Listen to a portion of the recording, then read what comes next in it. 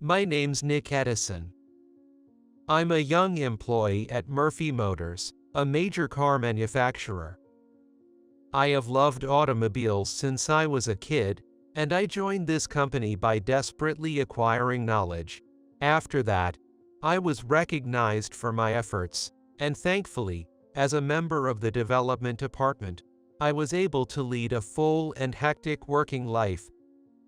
Today, after a long meeting about a new product project, just as I was about to leave, the general manager called out to me. Hey Nick, got a minute? Yes, sir. What can I do for you? Don't be so tense. It's nothing weird. You know the part we're planning to use for the new product in the project you're involved in, right? The one we talked about in the meeting. Oh, that part, right. What about it? Well, as we mentioned in the meeting, we're planning to outsource it, and I'm thinking of leaving the decision of choosing the contractor up to you. Me? Really? I couldn't help but raise my voice in surprise. Seeing me flustered, the general manager gently smiled and patted my shoulder. Life's all about experiences, you know. But isn't it too soon for me to handle such an important task? I mean, outsourcing this part is going to be a deal worth about $100 million, right? Are you sure I'm the right person to proceed with this? Don't worry. I've got a list of candidates here. Each company on this list is trusted and technically competent, and other employees will help with the actual negotiations and procedures. I want you to actually see the candidates and their products to develop your eye. Develop my eye. Yeah, it might feel daunting because it's a big deal, but I think it's absolutely necessary for your future. I believe in you, so go ahead with confidence. If you ever have any trouble or doubts, you can always come to me. With the department head's encouraging smile, I left the meeting room feeling nervous. The list given to me had companies that our company had long relationships with, and as the department head said, each was trustworthy and technically competent. Choosing from this list, I was sure to make the right decision. From that day, I took a few days to schedule appointments and visit the companies listed. Today, I visited the last company on the list. Mr. Nick Edison, we've been expecting you. Please, this way. A polite young female employee guided me to the reception room. She seemed to be in her mid-20s. She respectfully handed me her business card. Nice to meet you. I'm in charge here, Emily Sanders. I looked over the business card she handed me. I had thought she was from sales, but she was actually from the technical department, which surprised me a bit. Did you find it unusual that someone from the technical department rather than sales came to meet you? Had it shown on my face? She hit the nail on the head. I wondered if it was rude to be surprised by her gender. But lying or making up something silly here would be odd. I decided to just nod. Yes, it's a betrayer to see women in technical positions in this industry. I apologize if that was rude. No worries. I get that a lot, and it doesn't bother me. Nick, could we go over the details of this project now? Sure, please take a look at this document. I handed Emily the document, and after a brief explanation of the project's details, it was clear she was from the technical department. She understood quickly, and her questions were specific and on point, making for a lively conversation that left me feeling refreshed. After finishing our business discussion, I left the company feeling stretched. Having visited several companies, I felt like it had the most potential. Thinking I should quickly consult with my boss, I glanced at my watch to see it was just before noon. Right on time for lunch. I figured I might as well grab a bite nearby to sort my farts before heading back to work. As I walked a bit, I happened upon a diner. Entering through its slightly faded blue curtain, eyesight was more than half full. We settled into the seats designated for two, and after stowing my bag in the luggage space, we began to browse through the lunch menu. After some deliberation, we ended up ordering the daily special for lunch. While sipping water and casually scanning the room, I noticed it had filled up completely. There were even a few people lined up near the entrance, waiting for a seat, and the staff were asking if customers wouldn't mind sharing tables. When they came to me with the same request, I saw no reason to refuse. To my surprise, the person brought to share my table was none other than Emily Sanders. We both recognized each other and exclaimed in surprise, Oh, "Ah!" We realized it at the same moment and exclaimed in surprise simultaneously. The person in front of me was Emily. With a slightly bashful demeanor, she gave a small nod and took the seat across from me. what a coincidence. Yes, I was just about to grab some lunch before heading back. This place is great good value, generous portions, and delicious. I recommend it. Seemingly irregular, she placed his order with the server without even looking at the menu, and then set her Dell phone down on the table. Attached to what appeared to be her cell phone was a strap featuring an old, faded light blue minivan, which inadvertently caught my eye. Hey, isn't that one of our company's models? Yes, I've loved this model since I was a kid. My dad got me this strap when I was in elementary school. It means a lot to me, and I still cherish it. Her eyes lighting up with genuine affection for cars. Actually, my late dad worked in your company's development department. He was involved in developing this minivan and used to tell me all about it, which sparked my interest in the automotive industry. I see.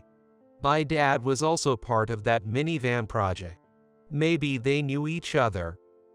If that's the case, it's quite a fascinating connection. You and your dad seem to have ties to the same company. Well, you're quite impressive yourself.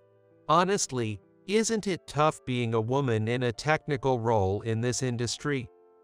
Sure, it can be challenging. I often hear things like because you're a woman, despite being a woman, or for a woman, which can be quite tiresome. But that just motivates me to prove them wrong. She replied brightly. That sight struck me as incredibly noble, and I couldn't help but feel it looked quite cool. Afterward, I decided to proceed with making Emily's company our top choice for the contract. Although all the companies we considered had excellent technical capabilities and their representatives were trustworthy, Emily's company stood out for its exceptional technical prowess. Moreover, it was clear Emily was genuinely passionate about cars, and I felt that working with her would lead to the creation of something great. In the process of working towards the final agreement, I made several visits to Emily's company to discuss specifications and contract her. Through these discussions, she and I became close, reaching a point where we could talk openly and comfortably. After our meetings, it became a natural habit for us to head to the usual diner without either of us formally suggesting it, where we spent many days engaging in light-hearted and enjoyable conversations. It felt like everything was going smoothly. After stopping by the factory to prepare for the internal meeting scheduled for tomorrow, I was in the office reviewing documents when I realized that I was missing some materials related to the contract with Emily's company.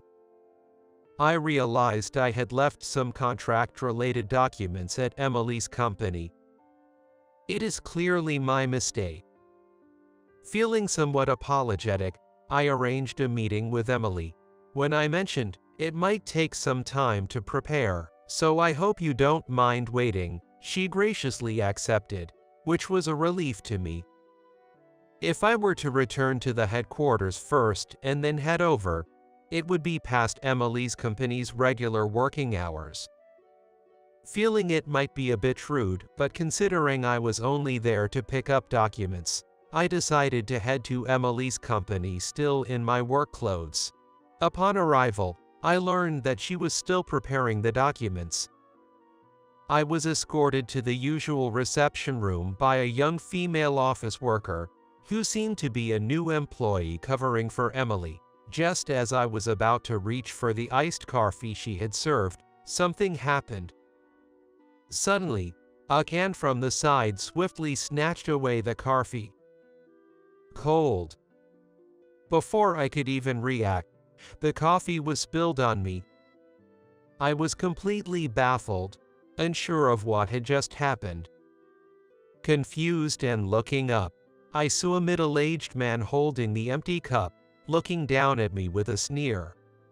Hey, maybe that dirty work outfit of yours got a bit cleaner, huh? You should be thankful. Excuse me. I don't know if you're a subcontractor or a bottom-rung worker, but who permitted you to barge into the reception room? The representative from Murphy Motors is going to be here any minute now. Get out of here, quick. Come on, scram, you slowpoke scum. With a twisted smile, the middle-aged man grabbed my arm, pulled me up, and forcibly made me stand. The pain from being grabbed and pulled up made me wince, and just then, the door to the reception room was flung open with a bang. Truman, what are you doing? What? Just waking up a piece of trash, bottom-rung worker who doesn't know his place? Can't you see? Useless women should stay out of the way. Truman, what on earth are you saying? This man is a representative from Murphy Motors. Let go of him immediately. No way. A man dressed in these filthy work clothes and looking like he's from the bottom rung couldn't possibly be an employee of that top tire company. Emily, have you finally lost it? The man referred to as Manager Truman roughly let go of my arm. Then, to mock Emily, he tapped his temple with his index finger in a derisive gesture. Stunned by the outrageous behavior, I was furious at the man who was mocking Emily to no end. It's you who's out of your mind. Can't you even read the company name on the work clothes? I pointed to the chest area of my coffee-stained work clothes. Of course, it had the name Murphy Motors written on it. The color drained from Truman's face, who had been acting so arrogantly. Though it was an emergency that brought me here in this attire, isn't spilling coffee on someone more indicative of being out of line? Like Truman had done earlier, I tapped my temple area with my index finger to show him. I knew it wasn't good to stoop to his level, but I couldn't help but retort. His face, which had been pale, turned red like a boiled octopus in an instant. Back.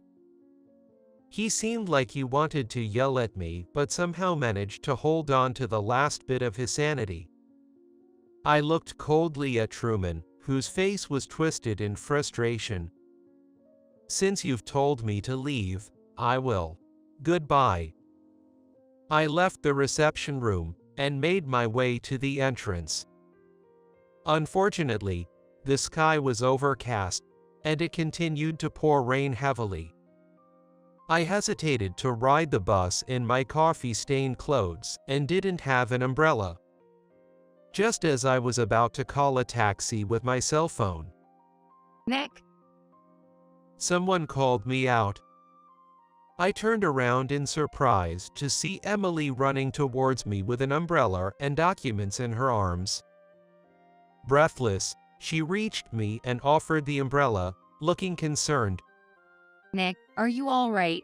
Didn't get burned or anything? Yes, luckily it was iced coffee, so I'm fine. You came all this way to check on me and even brought an umbrella. Well, and I couldn't give you the documents earlier. But now, it's probably unnecessary, given what Truman did. Thank you. As for the contract, I can't really decide anything right here and now, given it's a matter between companies and a large project. Nick, please don't hesitate to speak your mind. It'd be their own fault if the contract is terminated. She laughed it off as if she had come to terms with something. I was taken aback by Emily's unexpected behavior, thinking she was always so serious. With this rain and your current state, if you don't mind, I can drive you. That's too much. And aren't you still on the working hours? It's fine. I'm planning to slam my resignation on the desk tomorrow anyway. What? Resignation? You're leaving the company. I've had enough of that manager for a while now. But today's outrageous act was the last straw. If you don't mind, would you listen to my venting? Sure. I understand. I felt somewhat pressured by Emily's demeanor and nodded. Walking to the parking lot under the umbrella, Emily stopped in front of a white car and unlocked it. Please, after you? Thank you. I hesitantly got into her car. Sitting in the driver's seat, she asked, "Is it okay if I take you to your company?" To which I nodded. After starting the engine, she expertly set the destination on the car's GPS and began driving. You know, the manager he spilled coffee on you earlier, Truman, to put it simply, he's a power-harassing, incompetent manager who got his job through connections. Connections? Yeah, connections. Apparently, he's the nephew of our company's CEO and he always flaunts that fact, bossing people around. He interferes everywhere, yells at his subordinates for no reason, and yet, he's utterly useless at his job. Well, I can't believe there are still such blatant nepotism hires. Does the company's upper management recognize this and just let it slide? I don't know. Our company's structure is outdated, and they don't take compliance seriously. There's no way for regular employees like us to report directly to the higher-ups without going through our bosses. It's like everyone in a managerial position is just watching Truman's face, making it difficult to go through other managers and leaving him unchecked. Emily sighed deeply. And there was a senior employee who tried to fight and report Truman's wrongdoings to the higher-ups. But Truman crushed him with power. He intentionally caused damages and blamed the senior, forcing him into a situation where he had no choice but to resign. What? He deliberately made mistakes to harm the company because he didn't like someone. It's unbelievable, right? But for him, harassing someone he dislikes is more important than what happens to the company. It's unbelievable. And the fact that the company lets this go on is unbelievable too. Just today, he tried to take credit for the contract with Murphy Motors, barging in without knowing anything about the deal. Even though the whole company was buzzing about this contract, Truman was clueless until today. Of course, I had submitted reports and discussed it in meetings multiple times, but he never looked at the reports or paid attention in meetings. It's like he has no interest in work at all. And to think he spilled coffee on the major client. In a way, that's almost impressive. The power of assumption is strong. He probably thought that the person in charge of such a big deal at the major company would be some elite in a nice suit. And he never imagined that person would be me, in work clothes, even though the company name was on my chest. That's just the kind of person Truman is. There have been many employees who, like the senior, either resigned because they couldn't stand him or were driven out for various reasons, all because of him. People who genuinely love crafting things and are serious and just end up leaving. And those who stay are either sucking up to Truman or are the type who prefer to avoid conflict. I've put up with his tyranny because I love this industry, but I've reached my limit. I see. I had no idea there was such a problematic person at your company. I was entrusted with this project to learn how to judge people and companies, but I still have a lot to learn. Well, normally, you wouldn't know about internal relationships from the position of a client. Maybe detectives or police officers are better suited to sensing that kind of thing than corporate employees. After making a joke, Emily sighed again, so deeply it was hard to tell how many times she had done so before. She must have been troubled by this for a long time. There might not be much I can do for her, considering all she has endured. But there is one thing. Using this method feels like stooping to that man's level, so I'd rather avoid it if possible. But desperate times call for desperate measures. After some hesitation, I decided to bring it up. What if, just what if, there was a way to get back at Truman? What would you do? Emily looked surprised. Perhaps she is wondering why I would suddenly suggest such a thing.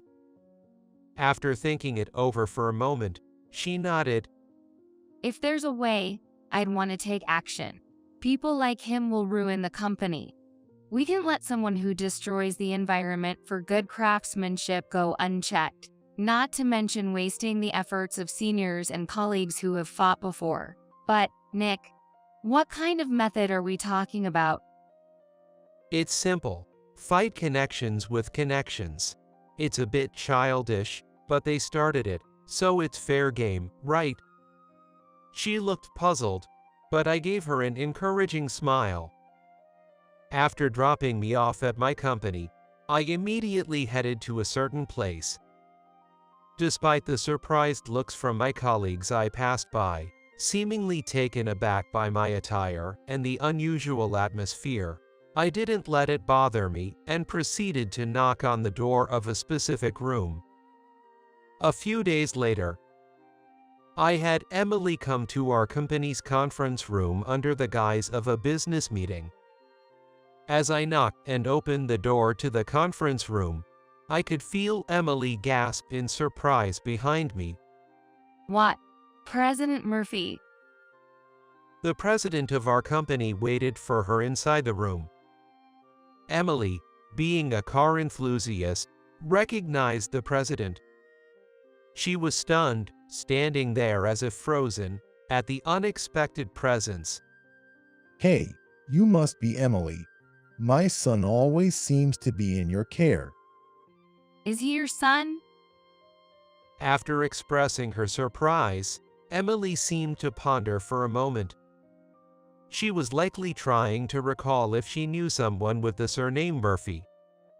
The president watched his reaction with a bit of amusement, then turned to me. It's the man standing next to you, Emily. Really? Emily looked at my face. I nodded silently. Seriously? Sure. I had heard that your dad also worked for the same company, but I never imagined you were the CEO's son. Oh, but the last names are different. Ah, complicated family matters. Emily seemed confused as he glanced back and forth between me and President Murphy before asking me hesitantly. No, it's not about hiding the fact that I'm the CEO's son. I used the name Addison at the company. Addison is my mom's maiden name, and my real name is Nick Murphy. Only the executives and some employees know I'm the CEO's son. Born into a privileged family, both of my parents, despite being busy, poured all their love into raising me. I loved my family business, cars, and I admired my dad who worked hard for the company, striving to follow in his footsteps. However, this perfect environment also bred unwarranted jealousy and resentment. Achievements in exams or competitions were often attributed to parental influence, not my own efforts, whether it was sports or arts. It might be a compliment for them, but there was no way that I could be pleased when they said, "If your parents are good, the son will grow up well." Friends, perhaps jokingly, teased me for being a rich kid. In high school, my first girlfriend bragged behind my back that her boyfriend was the CEO's son. Being known everywhere as the CEO's son felt more like a shackle than an honor, which is why I wanted to hide my identity and test my own abilities while I was still young. This guy is stubborn. He insisted on not using any connections, took our company's job hunting on his own merit, and joined the development team. Of course, I had asked the head of development to give him tasks outside of development as well to gain experience. Sending him to deal with Emily Company was part of that process. I wanted him to learn how to judge other companies and people, but I never expected my son to return home having had coffee spilled on him. We are truly sorry for the misconduct of our employee. That's all right. We don't want an apology from you. It needs to come from Truman himself to be meaningful. Yes, that makes sense. Emily agreed, with her expression complex. She is likely thinking that man would not easily apologize. To make him reflect, we might have to intimidate him a bit. Intimidate? Yes, it would be good if he came to regret his actions and apologized alone. But from what I've heard, I doubt he's that type of man. So, we're thinking of going directly to the CEO. Truman's tyranny has caused many talented individuals to leave, right? Your company is honest and has technical prowess. It would be a significant loss for us to let it go, and we truly hope for reform. To that end, let's bring up the contract, though a little pushy, and say that we can trust a company that disrespects compliance like this. My dad said, pausing before smiling gently. It was not the expression of a CEO, but the gentle, caring face of a dad shown at home. And you know, Emily, your dad was one of my best colleagues. I've heard a lot about you from him. I personally cannot forgive a man who causes pain to the dear daughter of my valued employees, so I hope you'll allow me to meddle a little. Mr. Murphy, thank you very much. I appreciate it. The meeting to discuss these issues was scheduled for a week later, outside of business hours, in Emily Company's reception room. The contrast between Truman, the manager's shocked expression upon seeing me, and the bewildered Truman, the CEO, was slightly amusing. Emily, brought along under the pretext of being a deal representative, looked nervous. "Hello, Mr. Truman. It's been a while since our last encounter." Good afternoon, Mr. Truman. It seems my son was under your care recently. We greeted Truman warmly. Truman looked back at us with a slightly puzzled expression. Is he your son? I'm not sure what you're referring to. Really, it was just a few days ago. My son, dressed in work clothes, apparently had the misfortune of visiting your reception room, where you kindly decided to clean his dirty work clothes by spilling coffee on them. At my dad's words, Truman seemed to finally realize it was me he had treated so rudely. His face turned from confusion to bright red, glaring at me sharply. What? Are you son of the CEO? Are you? Hey, what kind of attitude is that towards a client CEO and his son? More importantly, What Mr. Murphy is referring to, what's that about? I have no idea. Perhaps he's mistaken. No, it's true. I was there. Emily said, speaking up firmly for the first time. Truman, the manager, shot her a glare as if to warn her not to say more, but Emily, prepared to resign if necessary, was unfazed. While I was preparing the documents, Nick was waiting in the reception room, where Truman barged in and said, "Looks like your dirty work clothes got a bit cleaner. Be grateful." After hearing Truman's shouting, I rushed over and found Nick drenched in coffee and Truman yelling at him. Is that true? No, it was a misunderstanding.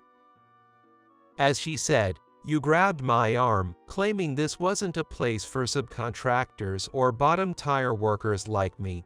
It seems your company has quite the prestigious employee training program."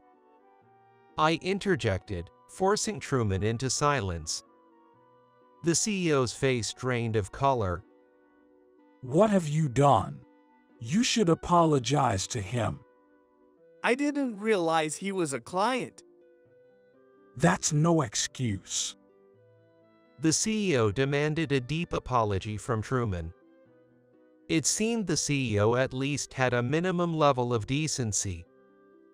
I was almost impressed by Truman's audacity to still challenge me in this situation. Seeing the opportunity, I spoke up. "An apology for spilling coffee on me is sufficient. Fortunately, the stains were removed by cleaning, and we won't terminate a contract over this. However, Truman, you mentioned you didn't realize I was a client. And what about it? That implies it would have been acceptable if I were an employee or subcontractor of your company. Mr. CEO, haven't you noticed an unusual increase in resignations from Truman's department recently? One can easily imagine how someone who throws coffee on strangers behaves with their employees. Personally, I wouldn't want to work under such a supervisor." I've only heard a bit of the story, so I'm not jumping to conclusions. But I believe a good company is made by its employees. A company can be improved or worsened by its staff. Employees who oppress good workers are honestly like a cancer.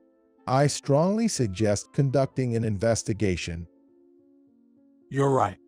I'm embarrassed to admit I was unaware of these issues.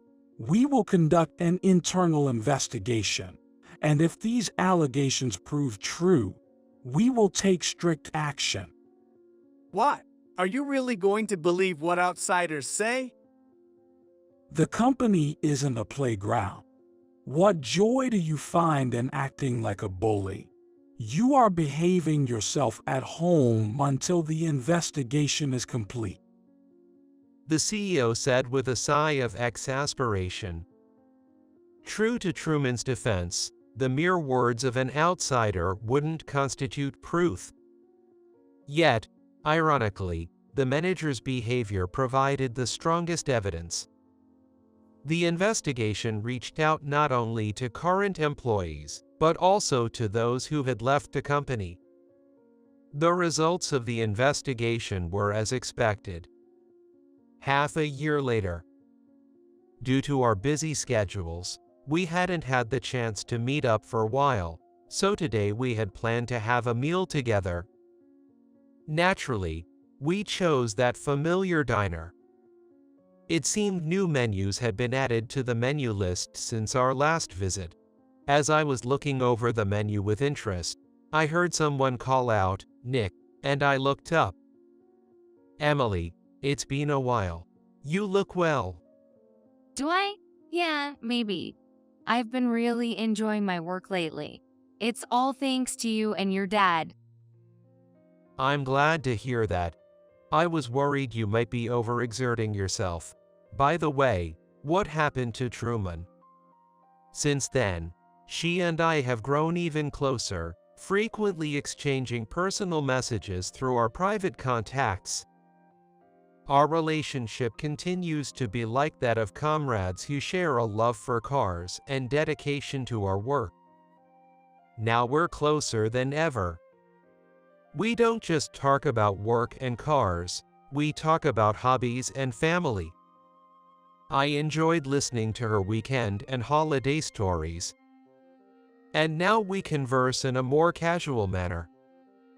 Despite knowing that I'm the son of a major corporation CEO, she treats me the same as before. Lately, I find this relationship with her to be very comfortable. Actually, I haven't told you, but Truman was transferred to the factory.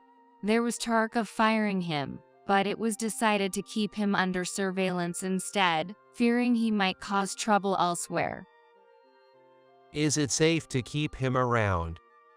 Yeah, there's a foreman at the factory, kind of like a master craftsman, and he's been a friend of the CEO for a long time. He reports directly to the CEO if anything happens, so the former manager can't just pull ring anymore.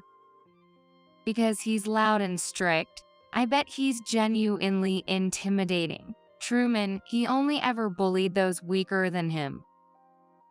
I see, so that's a way to discipline someone. Straightening out twisted attitudes seems most effective with that kind of approach. Really? Those who were complicit in wrongdoing or engaged in power harassment along with the former manager were all disciplined at once, so that was probably a bigger ordeal. But things are definitely improving. Everyone has become motivated to create products that are second to none, just like before. Someday, Nick, I'll surprise you with a product so impressive. You better be ready for it.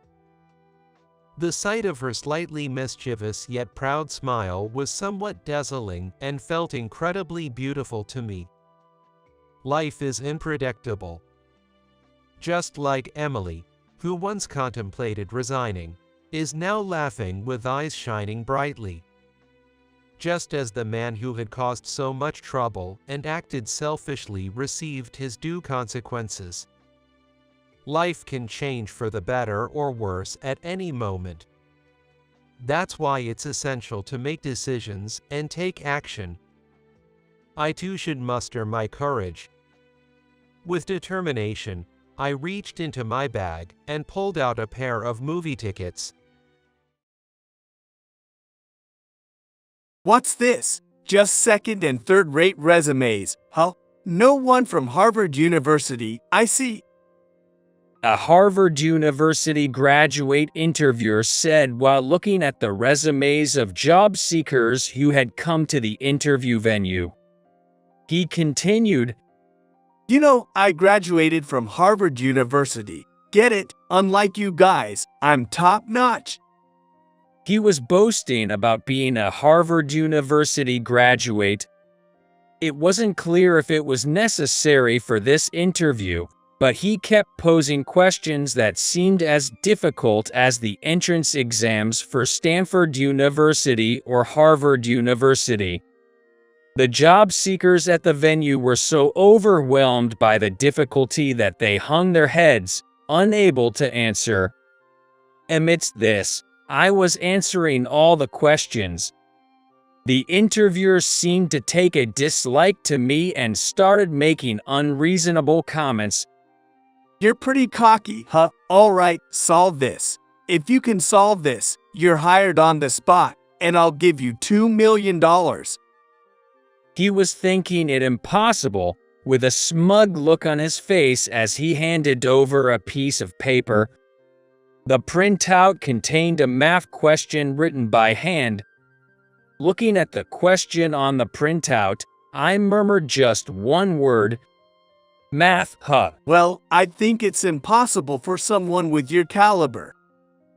He probably wanted to say that there's no way I could beat him, a Harvard University graduate, but looking at the question in front of me, I confidently responded, You better get that $2 million ready now. The interviewer didn't yet understand the meaning of my confident words, and an unexpected fate awaited him. My name is Michael Johnson. I've grown up in an ordinary family, just an average person, average in sports, average in studies, neither good nor bad, just average. If you asked my classmates, they'd probably say normal. Everyone considers me average, but in reality, there's one thing I'm truly confident in. That's a strong influence of my upbringing. I'm about to share a bit of that story. My family has run a store since my grandparents' generation. Coming home from kindergarten, it became a routine for me to help out in the store with my grandmother. Having watched my grandmother interact with customers since I was young, I was able to do mental arithmetic by the first grade. That'll be $13.69. Oh, Michael, that's amazing. You can already do such difficult calculations.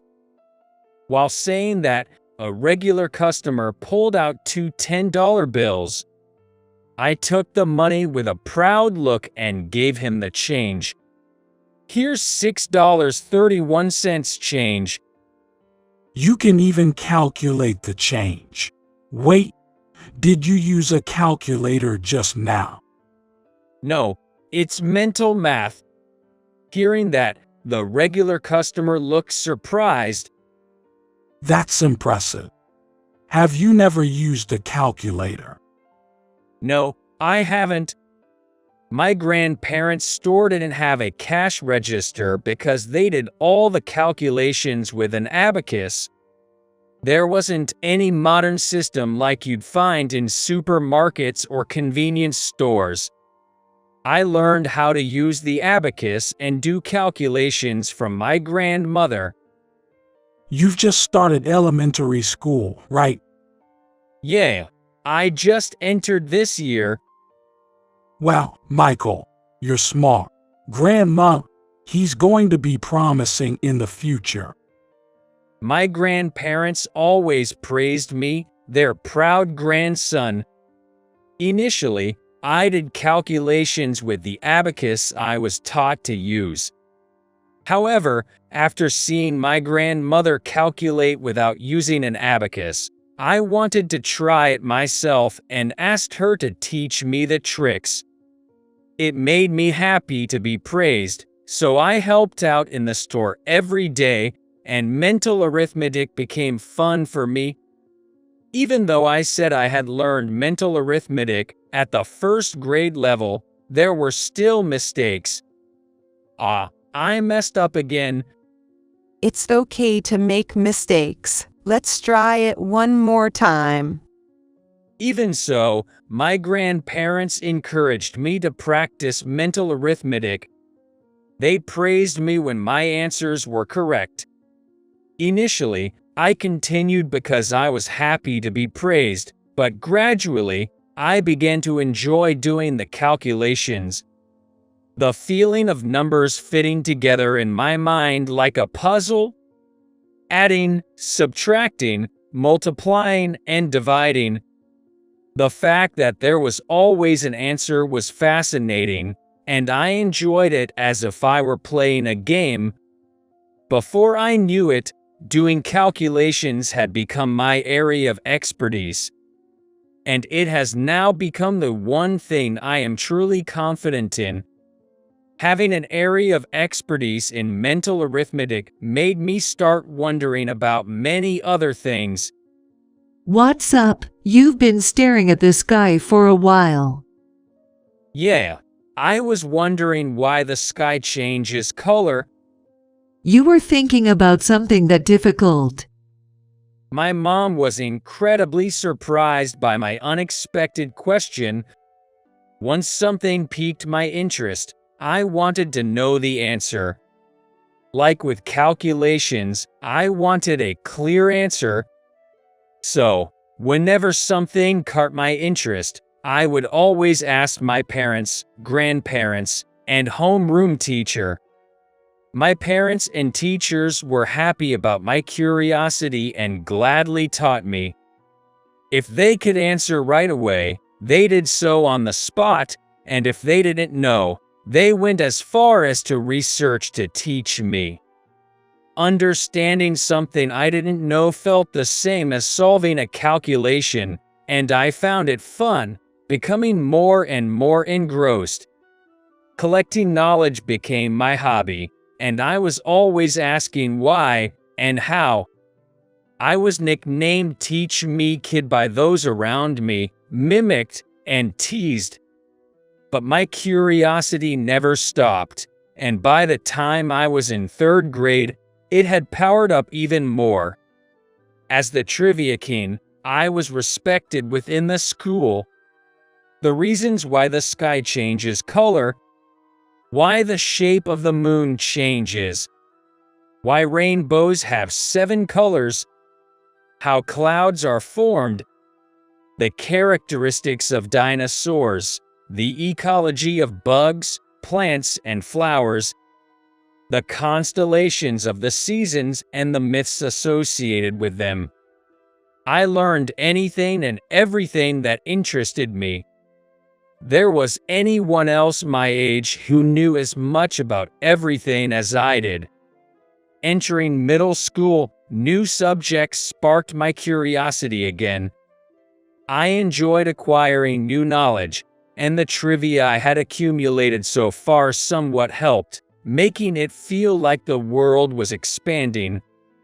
I always liked reading, but upon entering middle school, I enjoyed reading literature with a more sophisticated level of thought. I was particularly drawn to chemistry. The properties of substances, the concept of atoms, and scientific reactions in experiments were all fascinating. German was challenging at first.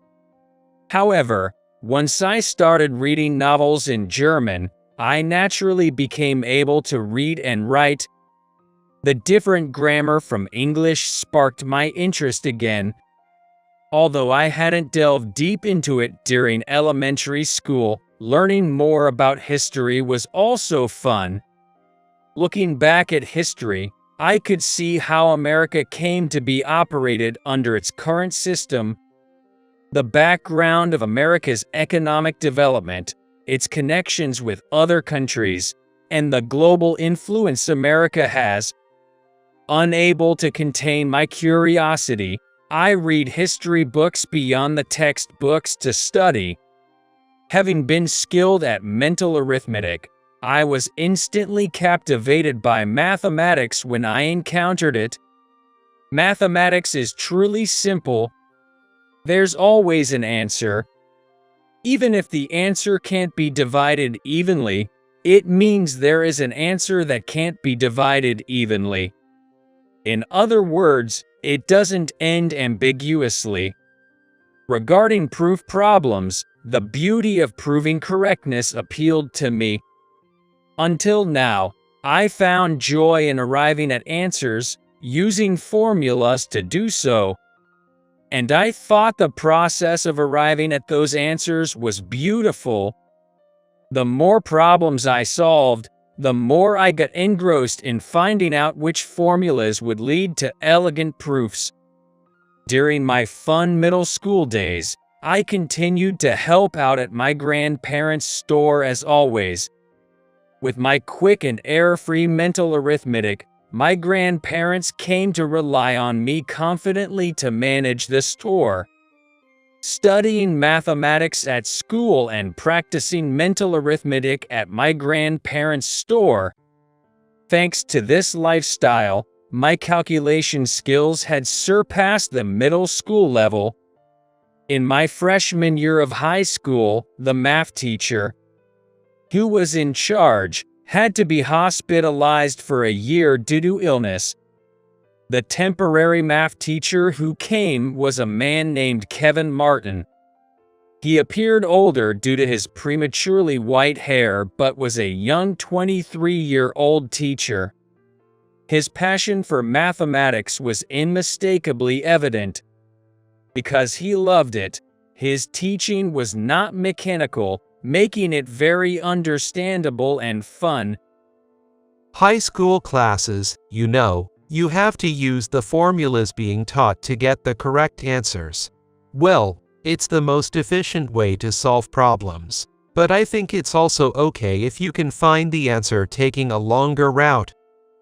Maybe I can talk to Mr. Martin easily. I felt a closeness to Mr. Martin and thought I might ask questions just like before whenever I didn't understand something. Mr. Martin, can I ask you something? I need help with this part. Where is it? Oh, really? This is amazing. Mr. Martin was surprised at the question I brought, perhaps because it was unexpectedly challenging. And for good reason. The question I brought wasn't from the textbook used in class or a reference book for freshmen. If it were at the freshman level, I wouldn't need to ask the teacher. I had already advanced my studies to the level that high school seniors study for entrance exams. This is free official practice tests, isn't it? Are you studying from this? Mr. Martin looked at the free official practice test with pleasure. This brings back memories. I used to solve tests from free official practice tests too. So, what don't you understand? Mr. Martin seemed to love mathematics. Seeing Mr. Martin's reaction, I felt relieved that my sense of closeness was not misplaced.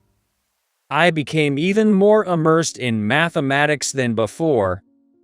Mr. Martin taught mathematics in a very fun and understandable way. His slightly different perspective from other teachers overflowed my curiosity. Above all, Mr. Martin looked innocent and joyful when talking about mathematics. From then on, learning mathematics from Mr. Martin became a part of my daily routine. He recommended workbooks to me and even created his own. I thought the questions Mr. Martin made were very beautiful. I couldn't help but enjoy proving them. He also secretly taught me how to solve not covered in class. Mr. Martin made even the formulas and geometric questions I struggled with understandable, making mathematics even more enjoyable and captivating for me.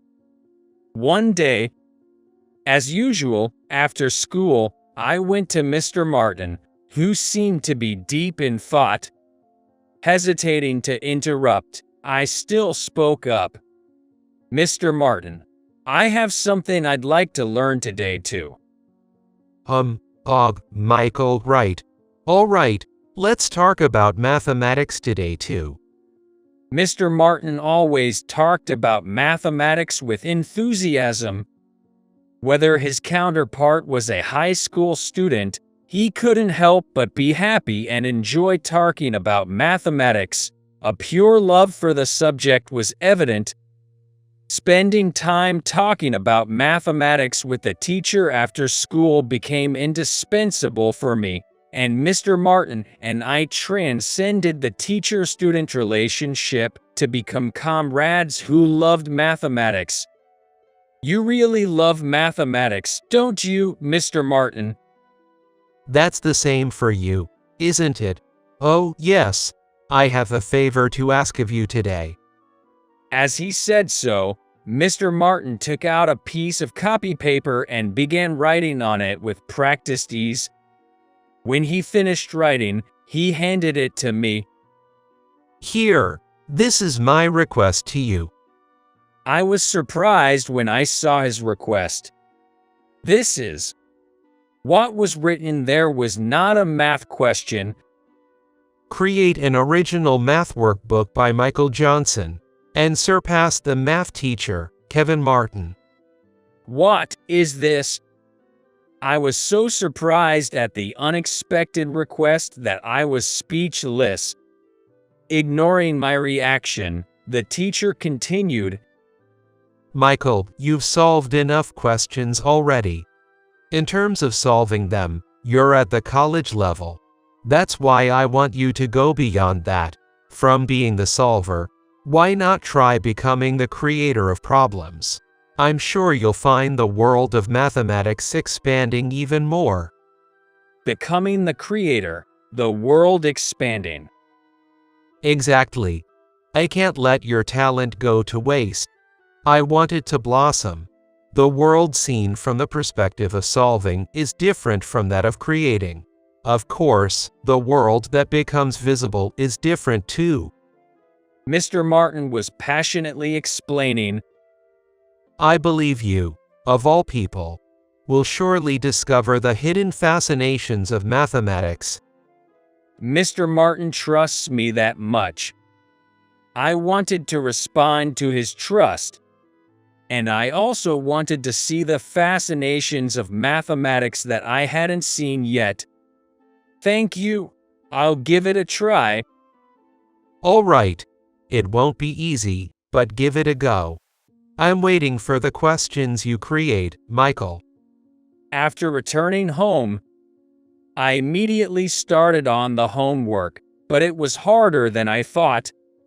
If it were about creating exercises for use in class, I could do it right away. However, the assignment this time was to create an ultra-difficult one that even Mr. Martin couldn't solve. Yet, despite finding it difficult, I also found it enjoyable. I became so engrossed in the homework that I went to school sleep-deprived, and after school, I hurriedly went to Mr. Martin. Mr. Martin, I made it. What do you think? Mr. Martin took the sheet from me and checked it. However, he solved it quite easily. I thought so. You solved it. After my words, Mr. Martin said, It's very well made. It's a very elegant. I can really tell how much you love mathematics. But, you know. Mr. Martin looked a bit disappointed as he looked at my question. But, what is it? You focused on making the question beautiful, and neglected its difficulty. Exactly. He hit the nail on the head. Indeed, halfway through, I stopped considering the difficulty level, thinking that if I were to create a question, it should be beautiful. Seeing me looking down, somewhat disappointed and sad, Mr. Martin said, However, to be able to create this much from the start is quite something. Next time, bring me a work you're confident in. I'm looking forward to Michael's challenge. Yes, next time, I'll definitely impress you, Mr. Martin. Good. That's the spirit. I started creating again as soon as I got home. I was glad that Mr. Martin had expectations of me, and I think I began to feel the joy of creating exercises. However, I didn't want to make a question that was just difficult. Beautiful and difficult. I worked on creating such every single day. And finally, it was completed. This has to be it. Full of confidence, I went to show it to Mr. Martin. Mr. Martin took a bit longer to solve it than the first one I presented. I thought that the fact he took some time to solve it meant it was a better question than the last one. However, Mr. Martin gave me a strict assessment. Yes, it's a difficult one. It made me think a bit. You did well, but take another look at this. Saying that, he showed me my question. Did you notice anything? I realized what he meant. It's not beautiful. I mean, it's messy. Right, it can't be called beautiful. You were too focused on increasing its difficulty, weren't you? Unfortunately, I can't give a parsing mark for this. A question that would impress Mr. Martin was not easy to create. It wasn't enough for it to be just difficult. It also had to be beautiful.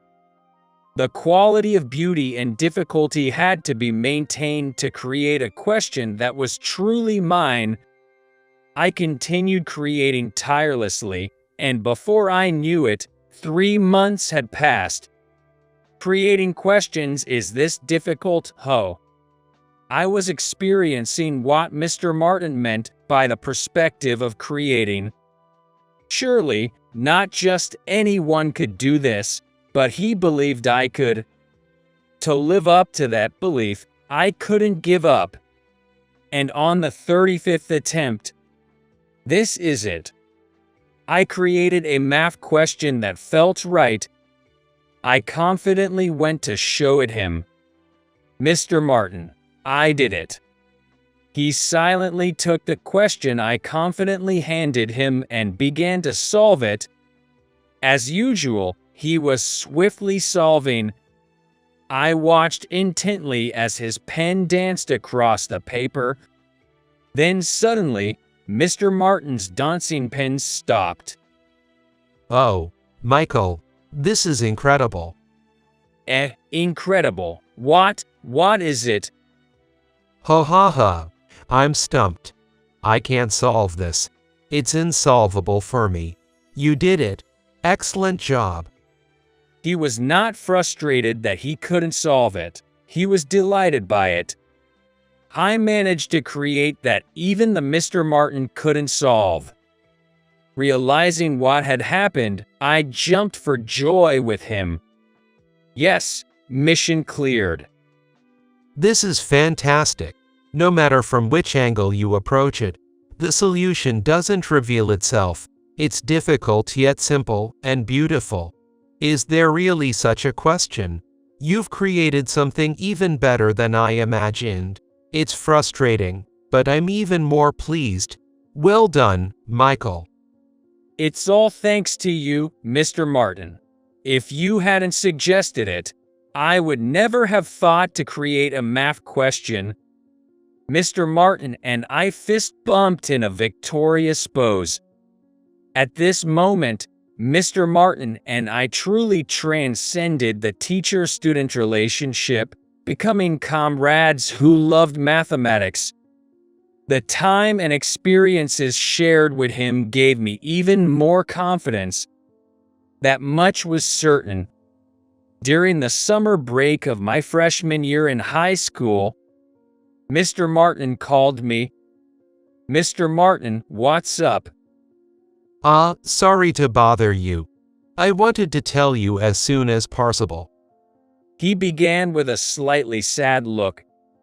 Apparently, Mr. Smith, who had been on medical leave, was returning to school earlier than expected.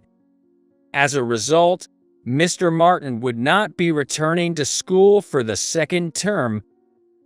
It's really sad to leave without saying goodbye to everyone.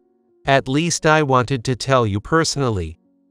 Facing the reality that I had to say goodbye to Mr. Martin was something I didn't want to accept.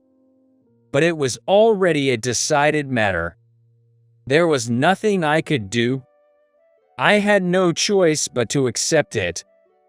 And there were other trials for me as well. It was decided that my grandparents' store would close. The place that could be called my origin, my grandparents' store. Mr. Martin, you elevated my math skills. Important things were suddenly gone. I felt a fierce sense of loneliness, as if I had lost my place as well.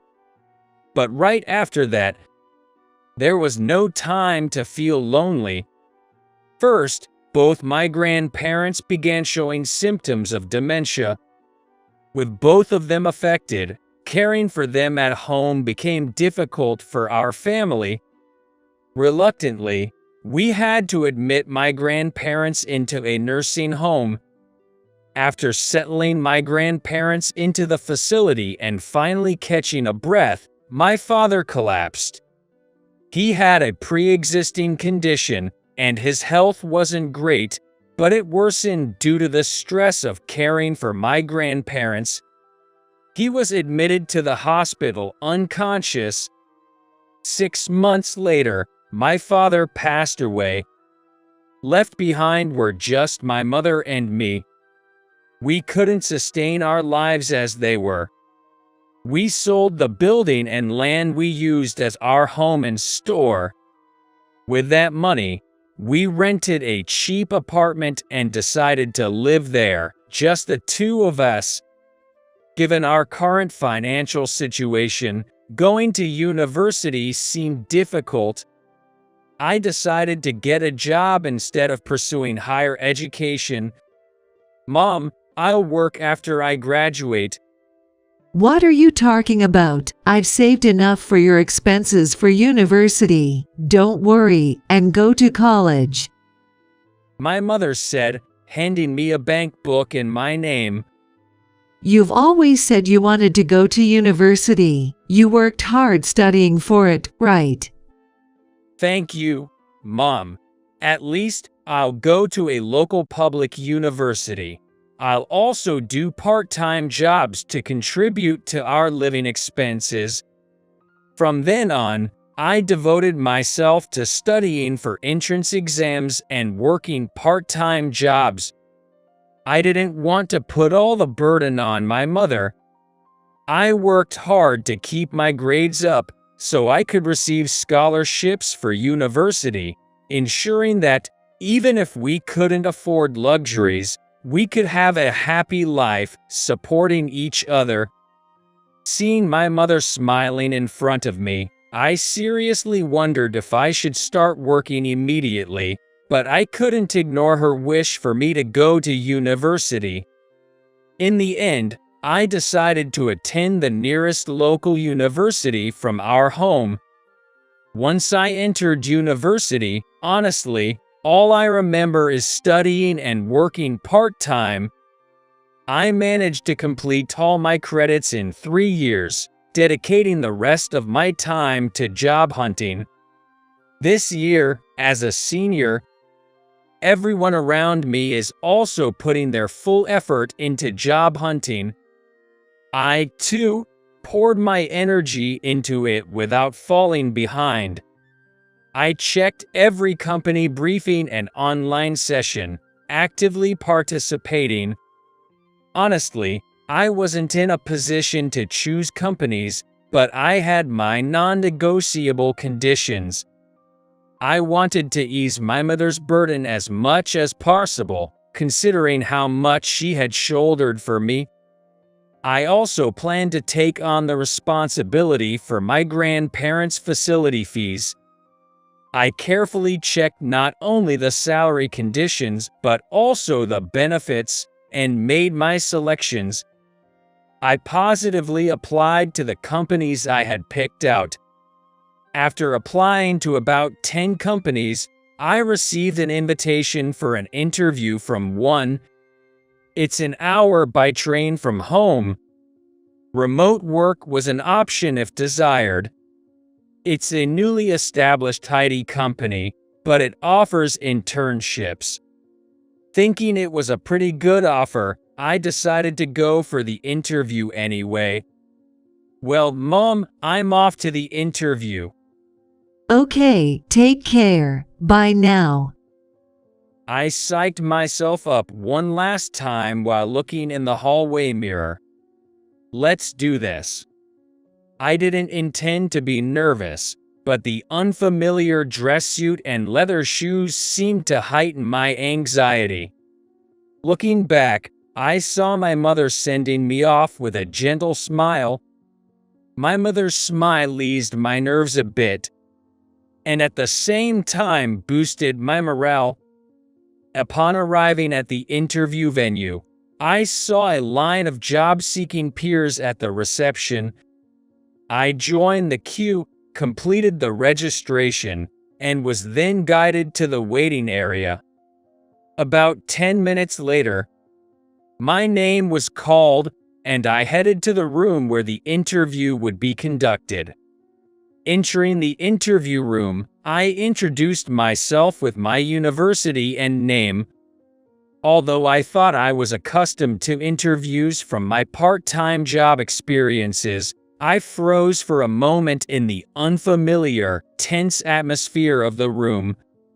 The interviewers were a man and a woman, young-looking, but being interviewers, they must hold positions of responsibility. Especially the man, who looked at me as if appraising me with a scrutinizing gaze. The female interviewer prompted me to sit with a please, to which I responded with a thank you and bowed slightly before sitting down. As soon as I sat down, the male interviewer started talking. Today, I'll be conducting the interview. I'm Miller. He introduced himself quickly. His fast-paced speaking caught my attention, but my nervousness was more overwhelming. The female interviewer also introduced herself, and all of us job seekers greeted in unison. Pleased to meet you. After the greetings, I handed my resume to the interviewers. The interviewer, Mr. Miller, was carefully examining each page of the resume. My nervousness increased even more. What's this? Just a bunch of second and third-rate stuff. Nothing impressive. It was Mr. Miller's first comment after reading through the resumes. His unexpected remark shocked all the job seekers, leaving us speechless. The female interviewer beside him frowned and sighed in disapproval. The atmosphere in the interview room went completely silent. However, Mr. Miller continued unabated. You know, I graduated from Harvard University. Get it? Unlike you guys, I'm from a top-tier university. I was hoping there would be someone else from such here, but no one, huh? Apparently, Mr. Miller was the type to boast about academic backgrounds. Then, Mr. Miller started asking questions. So, Mr. Michael, here's a question for you. Yes, please go ahead. How many prime numbers are there between 1 and 100? I was surprised by the question. What does this have to do with a job interview? I had expected questions about self-introduction, self-promotion, or motivation for applying.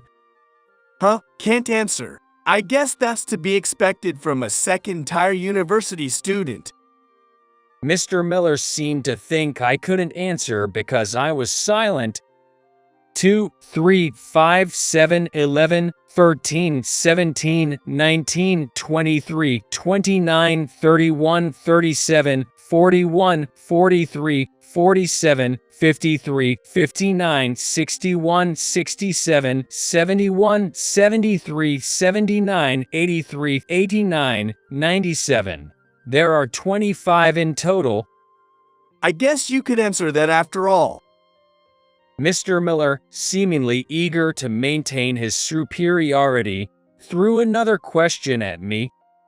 Next question then. Deborah Reed was the wife of Benjamin Franklin. But do you know the name of her another husband? Was he annoyed that I answered the previous math question? This time, he posed a history question.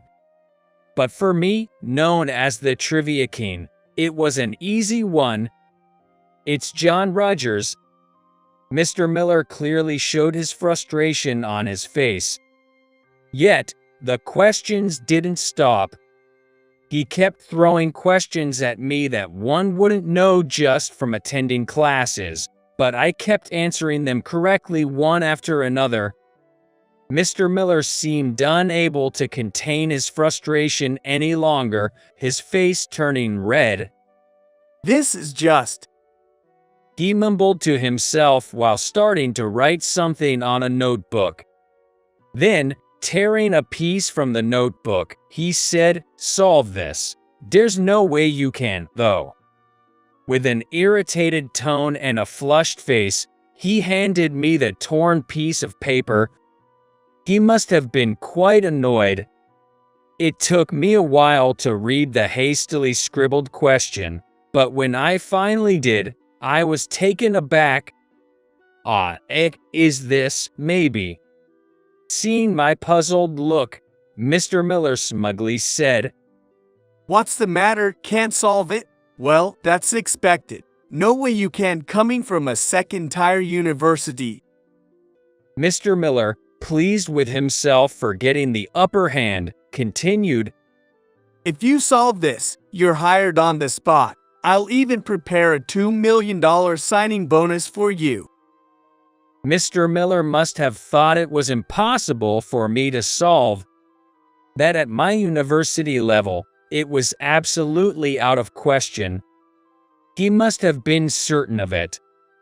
Indeed, it was a difficult question. Most people seeing it for the first time wouldn't be able to solve it. However, I knew this question. Mr. Miller, please don't go back on your word about the immediate hiring. Oh, and you might want to start preparing the $2 million right now. Mr. Miller, thinking I was just bluffing, didn't take me seriously. But I finished answering in a minute and returned the paper to Mr. Miller. He was surprised at both my confidence and the speed of my response, and even more so upon seeing my answer. What? How did you? Is my answer correct? My words seemed to bring back his frustration. You just guessed, right? There's no way that's correct. Do you know the answer to this question? What are you talking about? I don't know where you found this, but I created it when I was in high school. There's no way I wouldn't know the answer. Where did you learn about this, Mr. Miller? Only my mentor and I should know about it. I said while looking over the question. Let me ask again. When did you learn about this? Mr. Miller, biting his lip, remained silent and looked down. Suddenly, the door to the room opened, and a man walked in. The moment I saw him, I was filled with nostalgia and joy. What, Mr. Martin? Is that you, really? President, why are you here? It was Mr. Martin, my high school math mentor and fellow math enthusiast. I had researched the company's website before the interview, and the president's name was listed differently. But Mr. Miller called Mr. Martin the president. I was shocked and speechless. Michael, it's been a while. It's been a long time. I had no idea Mr. Martin was the president. It turned out, after his stint as a temporary high school teacher, Mr. Martin joined the company through mid-career recruitment. With his brilliant mind, Mr. Martin made a significant impact at the company and was appointed president this spring. It had just been a short while since his inauguration, so the website still listed the previous president.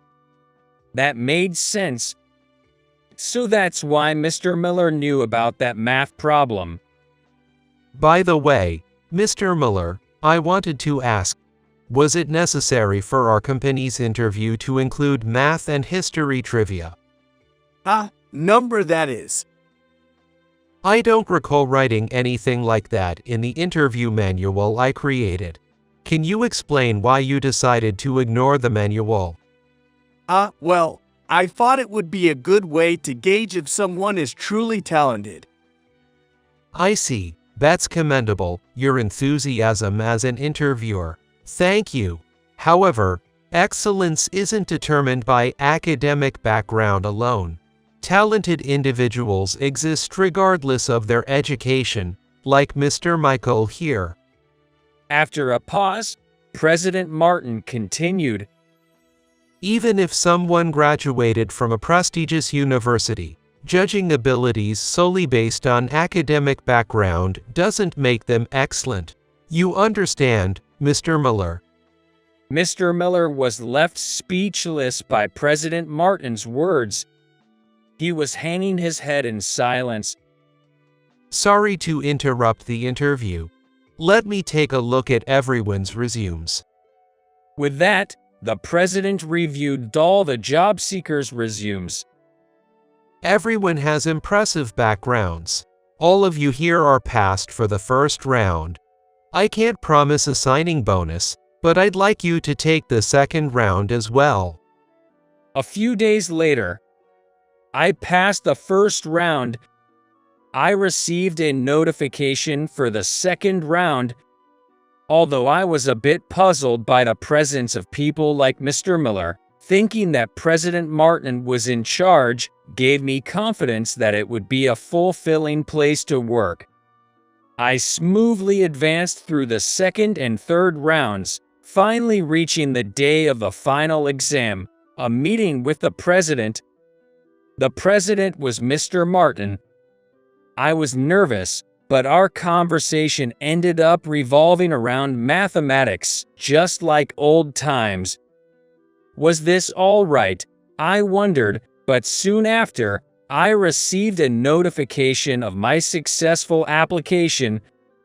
I successfully joined the IT company presided over by President Martin. It wasn't because I was acquainted with President Martin that I was given preferential treatment or through any connections. I followed the proper procedures and secured the job offer through my own abilities. Mr. Miller, now a senior colleague in the same department, no longer boasted about his academic background. Working together, I realized Mr. Miller was actually very competent. As seniors and juniors, we could talk easily, and I asked him why he brought up academic backgrounds. Mr. Miller mentioned that many of the younger generation have a wealth of knowledge in computers and often surpass him in skill. It seems his actions stemmed from a defensive mindset, not wanting to be underestimated by new employees. Hearing this, I found Mr. Miller somewhat endearing. He's now the senior colleague I trust the most in the company. I aim to become someone who can stand shoulder to shoulder with President Martin someday. With a reliable senior like Mr. Miller, I look forward to improving and honing my skills together. Making such a basic mistake. How long do you think you've been with the company? The manager seemed to mistake the documents I processed on behalf of a junior for my own work. I reluctantly made a formal apology. I'm terribly sorry. I'll be more careful in the future. There won't be a next time. That day, I ended up submitting my resignation to the manager. It was sad to leave a place I had finally found as my own, but I had no regrets. Now, I could really get away from that person. A week after resigning, the manager and I bumped into each other at sushi restaurant. What a coincidence. She is clearly in a good mood, anticipating the high-end sushi. Unaware of who was waiting in the private room, she walked down the corridor beside me. Speaking of which, why are you wearing a suit if you quit? Oh, right, you're job hunting, that stuff. I wasn't thinking about getting back at the manager at all, but for everyone's sake, I returned her smile with determination. I've just been appointed as the new president, ma'am. I'll be sure to handle things strictly as your superior from now on. I slowly opened the sliding door to the private room. In front of a top-notch sushi chef's presentation, I forced a polite smile. My name is Sean Turner. I'm an ordinary person with no particular talents. but my father is the president of a large company that can afford to invite famous sushi chefs to our home. Despite inheriting my father's intellect and graduating from Harvard University, I stumbled during elementary school entrance exams and have never managed to catch up. Working at a subsidiary of my father's company, I'm still not even a senior staff member at 39. Naturally, my parents have never acknowledged me, favoring only my brother. At some point, you need to at least make senior staff, or should I just announce you're my son? My father casually mentioned while eating an eel sushi. He always did this. Behind the scenes, he exerted pressure, and during my school years, teachers treated me specially. Once, I deliberately answered a test incorrectly to see what would happen, only for that test to be the only one not to have retake. I've understood since I was a child that I'm not meant to be treated specially. Every time I received different treatment from other students, I felt miserable. In this regard, my current company was comfortable. Initially, I tried to get a job at a company unrelated to my father to get away from him, but he opposed it. Under the condition that our relationship wouldn't be disclosed, I joined my current company. I went through the same interview process as everyone else, and no one knows I'm the son of the parent company's president. For the first time, I feel like I've found a place where I belong in this company, where they give me a fair evaluation by saying, "You're not cut out to be a chief." I'm sorry, but could you please not disclose that we're related, Dad? I think it would cause trouble for you too. He's right. If people found out someone like him is your son, it'd lower your reputation. My brother added, causing my mother to chuckle. That's true. Let's focus on eating since you are here. My father said, not allowing me to leave my seat, forcing me to continue eating tasteless high-end sushi.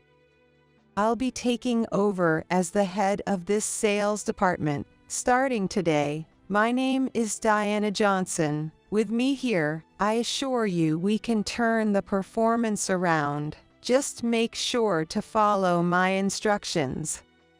Today, a woman named Diana Johnson, who is about 10 years older than me, has been assigned here from the New York headquarters.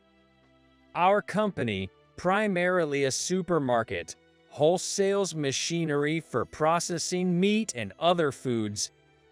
Although a subsidiary, our company is large, with the New York headquarters, a branch in Chicago, and where I work, the equivalent to the Houston branch.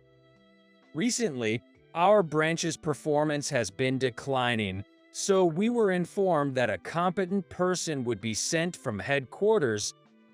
I had hoped for someone decent to arrive, but the initial greetings from the new arrivals stirred anxiety among everyone.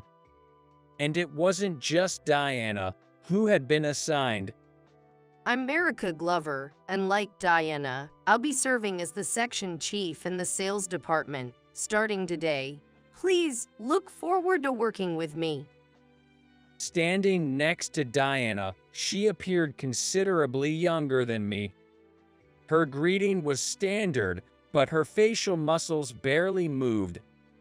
She seemed almost android-like. She is a very capable person. Originally, I was supposed to come here alone, but I insisted she join me. Make sure to follow her instructions as well as mine. Diana declared, running the show from the first day. She had young employees fetch her coffee whenever it ran out and called the person responsible for each difficult negotiation to explain themselves in front of everyone. Erica was somewhat better, but she had her issues too. These numbers are in full width characters, not half width. Please resubmit. Her nitpicking meant that reports that used to be submitted smoothly were now often returned, hindering work progress. Isn't there anyone competent here? It's frustrating how much we have to carry the load. In just one day, my workplace, which was supposed to be my sanctuary, turned into something as oppressive as my family home. A month after Diana's arrival, everyone was exhausted. The younger employees, in particular, were making mistakes out of fear of what could happen if they didn't secure contracts, often losing deals that were near completion. During a break, a colleague half-jokingly wondered aloud if someone collapsing would finally make the headquarters realize the true nature of these two, but it was a real possibility. I decided to offer myself up. Diana, at this rate, someone might collapse. I understand the need to improve performance, but could you reconsider your approach? And what if they do collapse? Her question caught me off guard, and I was unable to respond. In sales, numbers are everything. If someone collapses, it means they weren't cut out for this. Diana's response was calm. It's the tone of someone who thinks anyone not as excellent as my father doesn't matter. There are various types of people in the world. As a supervisor, it's your job to identify the best way to teach each individual and nurture them. If someone collapses, it means you have failed in your duty, making you the one who is not competent. Choosing words that I hoped would provoke her, Johnson reacted as expected, scattering documents across the floor in anger. I was chosen for this position because I am competent. Those who are not should grovel and pick up these papers. I collected the papers while being looked down upon by her. I didn't feel humiliated, thanks to my upbringing. Thinking I couldn't possibly refer to Erica as an android, she knelt beside me to help. I was completely unaware, so I was surprised and let out a strange voice. I'll assist. You are kind. See, hurry up and pick them up. Maybe Erica was inherently kind, and I regretted thinking of her as an android. I just need to check some of these documents immediately. She looked at me directly. Your unnecessary remarks have wasted our time. Please reflect on this. Even Diana seemed taken aback, unable to sit down with the documents Erica handed her. Though it was an unexpected turn of events, focusing Diana's bullying on me did succeed in reducing the burden on other employees. Feeling relieved, a junior colleague approached me with a pale face. What should I do? Erica was right next to us, and though I hesitated, it seemed there was no time to move elsewhere, so I listened there. We've received a call saying the machinery we delivered was wrong. I've also made a mistake in the estimate, so they're quite upset with me. I had anticipated that mistakes would be induced by Diana's management style. I tried to hand him an open can of coffee in consolation, but missed. Did you just hang up? How angry were they? Please tell me more. Erica pressed him, and he looked like he was about to cry. Please, let's leave it at that. I'll handle the rest. No, this is what supervisors are for. I will take care of it. She quickly checked the client's information stored in the system and made a call. At first, there were shouts of anger, but gradually, They turned into laughter. This should resolve the issue. We'll deliver what was originally supposed to be sent out sooner than usual, so please help, Sean. You're dismissed now. The junior deeply bowed to her. Perhaps she wasn't a bad person after all, just different. I was relieved that the situation had been resolved, but the story didn't end there. When the documents were recreated with my name on them, Diana, mistaking me for the person in charge, called me in. Making such a basic mistake. Really? How long do you think you've been with the company? You're not a new employee. Erica might have intervened if she were here, but unfortunately, she was out apologizing to the client for the delivery mistake along with the junior. I'm terribly sorry. I'll be more careful in the future. There won't be a next time. Johnson smirked and pointed to her computer. There's a template for a resignation letter in the shared folder, in case you don't know how to write one. If I didn't try it, the junior would likely be next. Without hesitation, I downloaded the resignation letter and submitted it to Johnson before the two returned. Leaving a place I had finally found was sad, but I had no regrets. Now, I could truly get away from my father. I even thought I should have done this sooner. A week after resigning, thinking I wouldn't be found out so soon, I was called by my father. I might be told to work for him this time.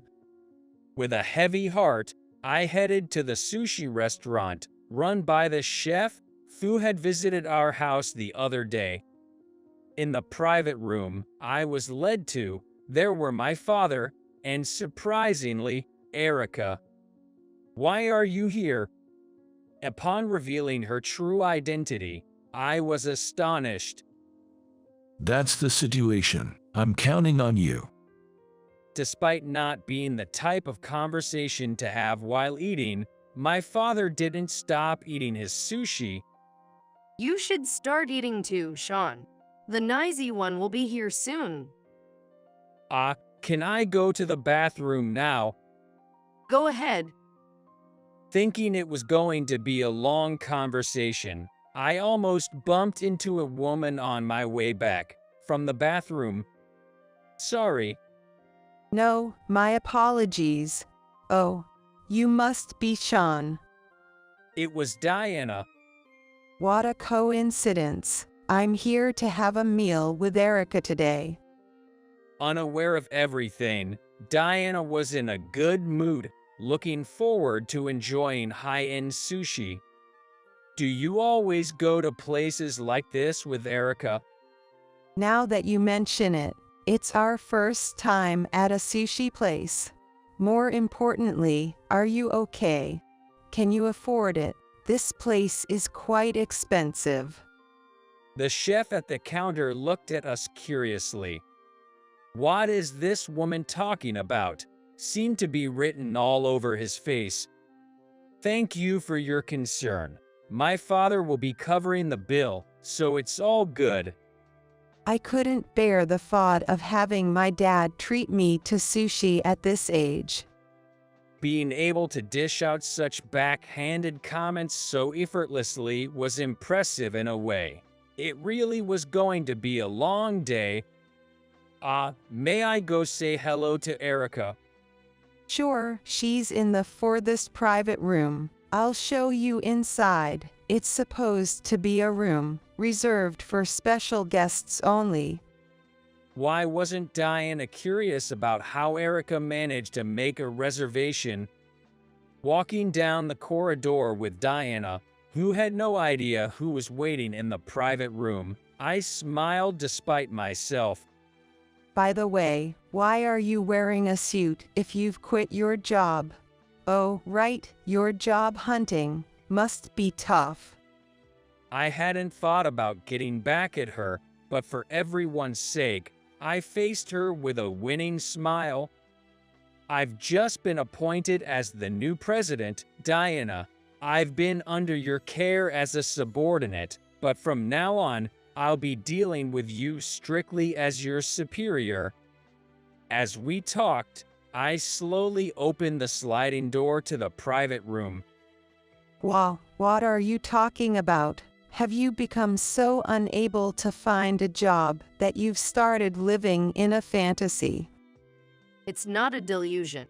You should really take a good look at the reality in front of you. Erica interjected, leaving Diana looking utterly baffled. Given that Diana had always favored her as a junior, her confusion was understandable. The man standing next to me is the president of our parent company, and Sean here is his son. Sean is the president's son. That's impossible. And why would I lie about that? Do you think I have any reason to benefit from such a lie? It was clear that deceiving people for pleasure wasn't in her nature. Diana seemed to come to the same conclusion and calmed down. By the way, this Erica is my father's secretary. Erica is the secretary. What's going on? I was just as confused as her when I heard the entire story. My father had grown suspicious when he learned that over 10 people had resigned from a subsidiary's sales department in a single month without any clear reason or accountability.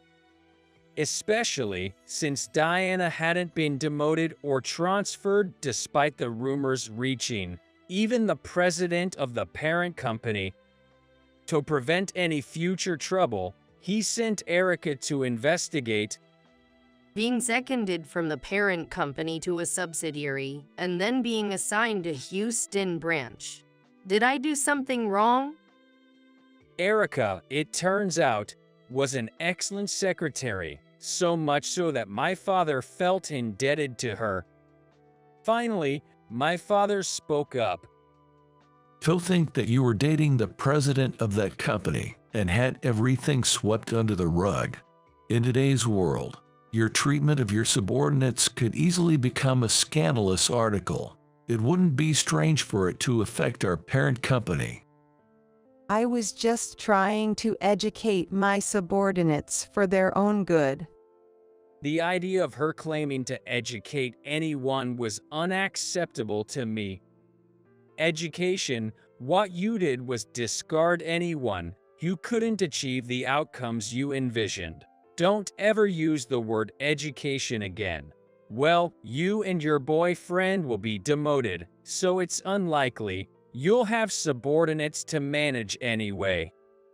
She must have been really frustrated to be confronted so boldly by me. Or perhaps thinking she was going to be demoted anyway, she didn't care anymore and revealed her true nature in front of the president of the parent company. Must be nice being the president's son, getting special treatment. Until recently, you couldn't even become a chief, and now you're suddenly the president of a subsidiary. If this had been said to the old me, I would have despaired, feeling trapped by my father's shadow forever. But now, it is different. I was filled with confidence. I won't deny the special treatment, but I've been observing the company as an ordinary employee. I believe I understand better than anyone what everyone is looking for. So what? You've always just followed orders from those above you, never achieving significant sales results. How could someone like you possibly be suitable to be a president? Erica stopped me from responding. Sean is the right person to be president. You may not know, but whenever Junior couldn't meet their goals, Sean would give up his own projects close to contract to help them, advising on how they could achieve their targets.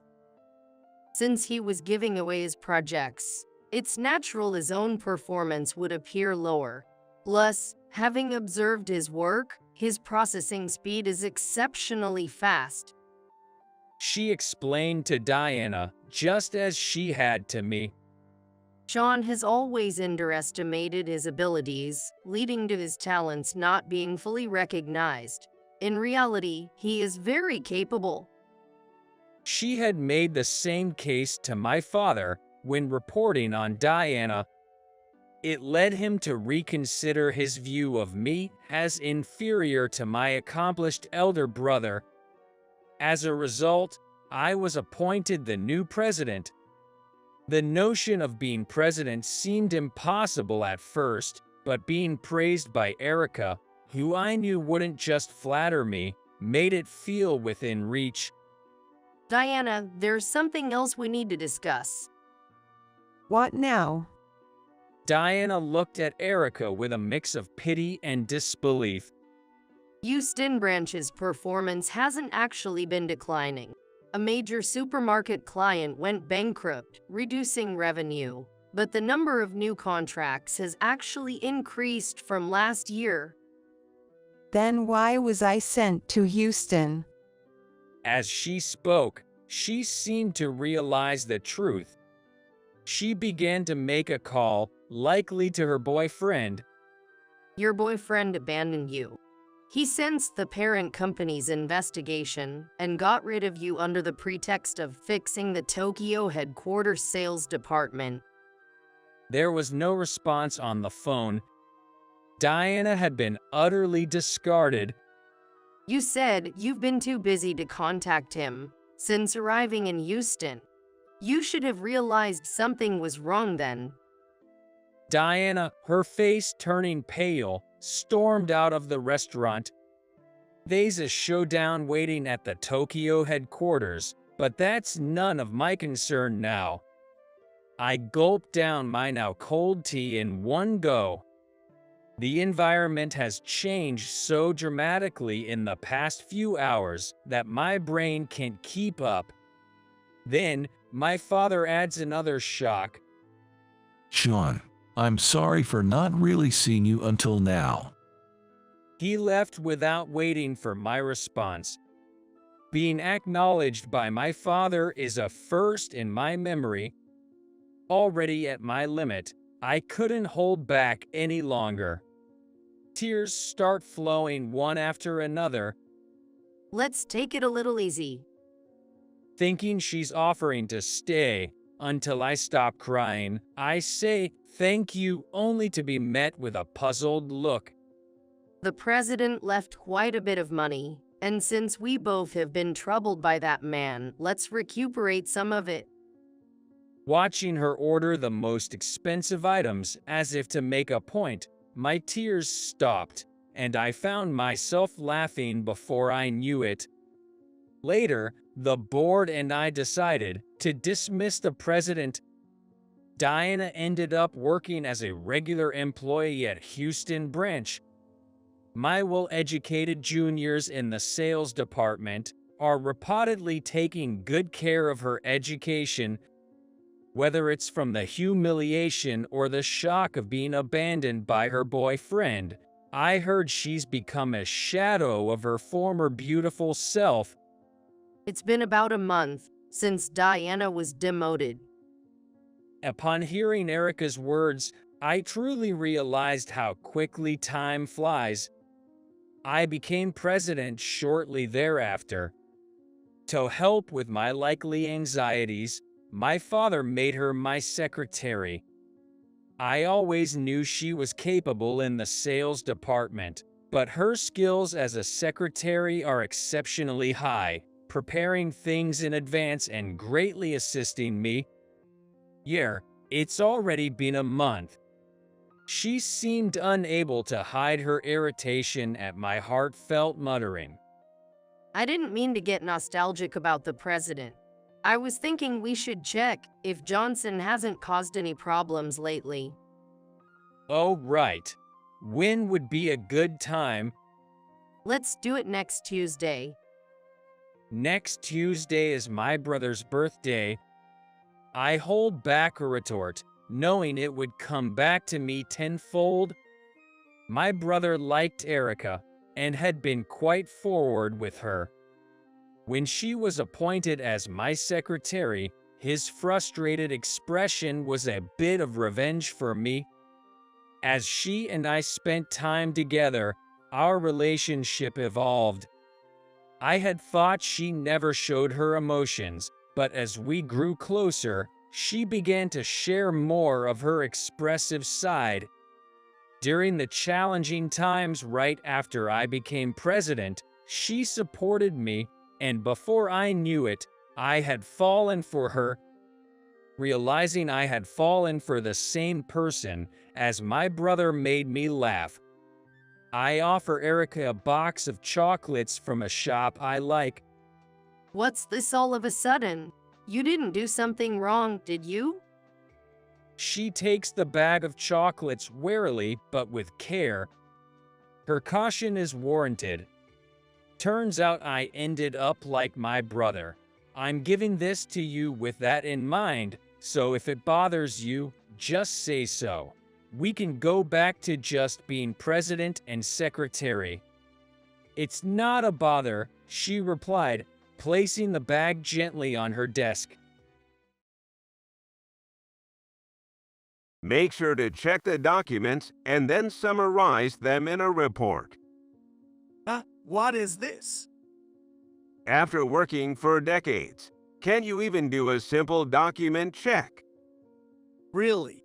Just because he's the manager, why does he feel the need to talk down to everyone? There's something to be said for professionalism. No, even basic human decency. To think he made it to become a manager without being able to use formal language. If you've got it, make sure it's done by today. No, as I said before, I have other things I need to do. That doesn't matter. If you can follow my orders, I'll have to fire you. Fired? Does he really think I'll just do as he says? It's not like I'm rebelling just because he's younger. If it were truly necessary work, I'd take it on without complaint.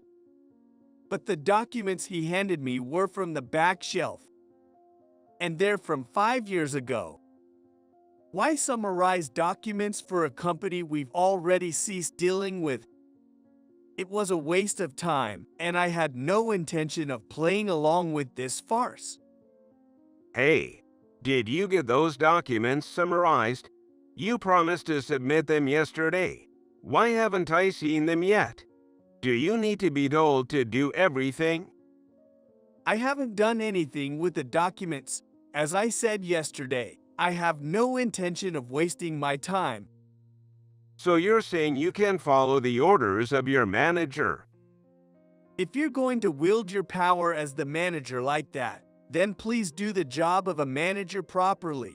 Is assigning meaningless tasks something you think a manager should be doing? I made my stance clear. Then, Oh, if you're going to speak to me like that, I'll show you what a manager's job is. We don't need old-timers like you. You're fired. My name is John. I'm currently 63 years old. I'm still working, but now work is all I have left. I had a wife who was of the same age, but lost her in a car accident 20 years ago. Since we had no children, I've been alone ever since. But working kept me motivated and needed by the company and its president. 45 years ago, just after graduating high school, I was living by doing part-time jobs. Welcome, just you today.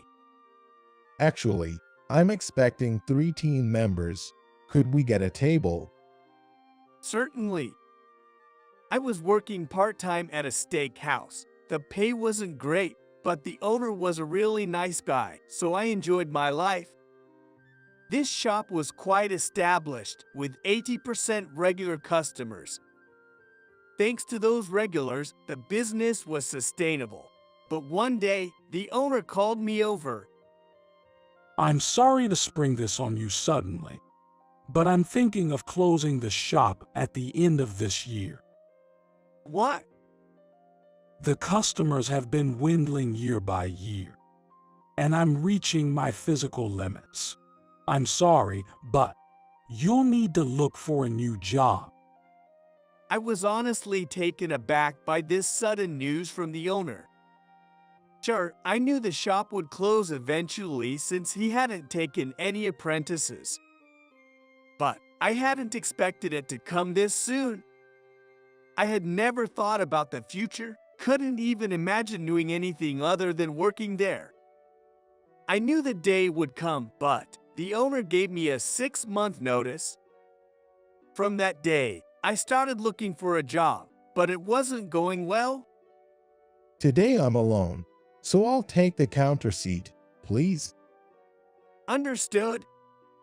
That day, a regular customer, a company president, came in and I seated him at the counter. As usual, I served water and a towel, then let him enjoy his steak. It was the same service as always. Can't find a job. What? I heard from the owner about closing the shop. You'll be out of a job, right? Yay, that's right. With just a high school diploma and no real skills, it's been tough finding someone willing to hire me. How about joining us then, as a part-timer? If you show good results, I'll make it a full-time position. I doubted my ears for a moment. Was this person serious? He's talking about hiring me with no skills and just a high school education? That seemed like a risk.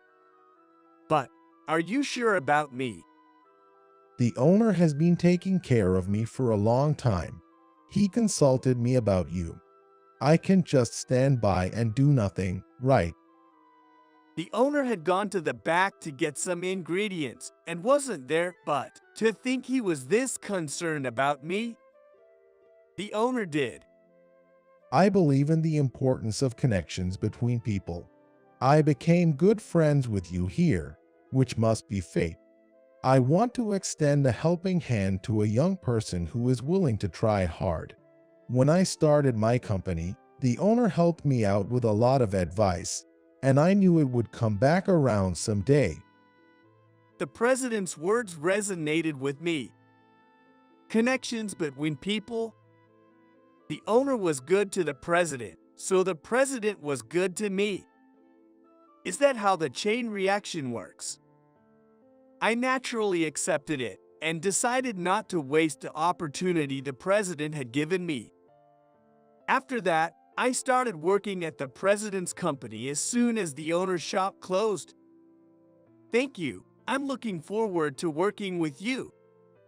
It'll be different from working at the steakhouse, but do your best, okay?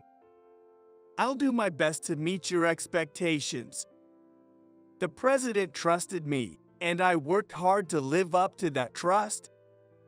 Of course, I had never done sales before, so at first, I really struggled to get results.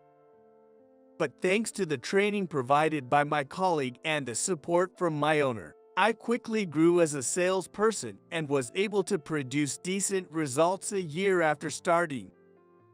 After that, I created new sales opportunities and used those connections to secure more and more contracts.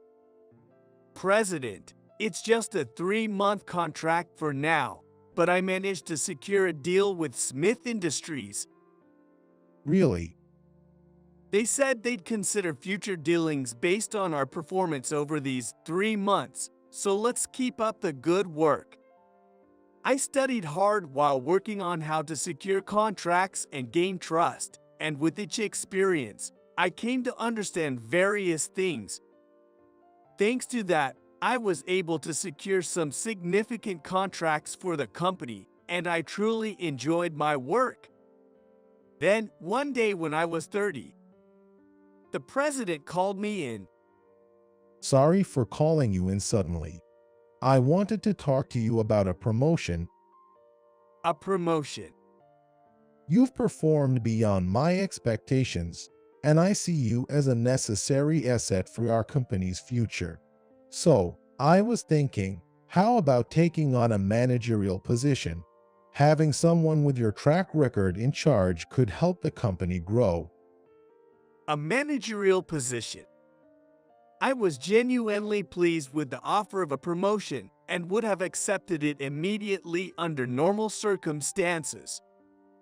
However, I still wanted to work on the front lines. I considered my job in sales to be my true calling.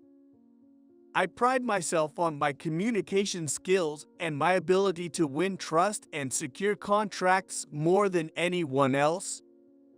That's why I wanted to work where I could fully utilize those skills. Thank you. Being offered a promotion is truly an honor, but I want to continue working in sales for this company. Also, after observing my colleagues and owners, I don't think I'm cut out for managing people. I see. If that's how you feel, how about a raise instead? Anyway, I'm happy as long as you're willing to work for the company. Let's keep up the good work. Of course. I owed a lot to the president for helping me, and I had always intended to work my hardest for the company. Of course, the fact that he offered me a promotion meant he recognized my efforts. That shows I've made an impact, and I was happy just to have that conversation. And I plan to continue producing results and contributing to the president and the company. After all, I was picked up by the president. I was determined to repay that favor over a lifetime. That was my feeling. And so, I continued to deliver results, and before I knew it, 10, 20, 30 years had passed. In that time, I got married, and 20 years ago, I lost my wife in an accident. Throughout the tough times in my life, I was always helped by those around me, and somehow I managed to keep going without losing sight of my life. Even at this age, some might find me odd, not having been promoted and still working as a regular sales employee, but I enjoyed my work and wanted to repay the favor in my own way. Then one day, I've been appointed as the new manager starting today, so I'm counting on everyone. The overall sales performance has been declining, so I'm here to make some reforms. the previous manager had retired and a new one in his 30s had been brought in. He had worked at a company known to the president, and his capabilities were well regarded. But from day one, he declared significant reforms. First off, there are too many employees in the sales department. We'll be trimming the unnecessary force.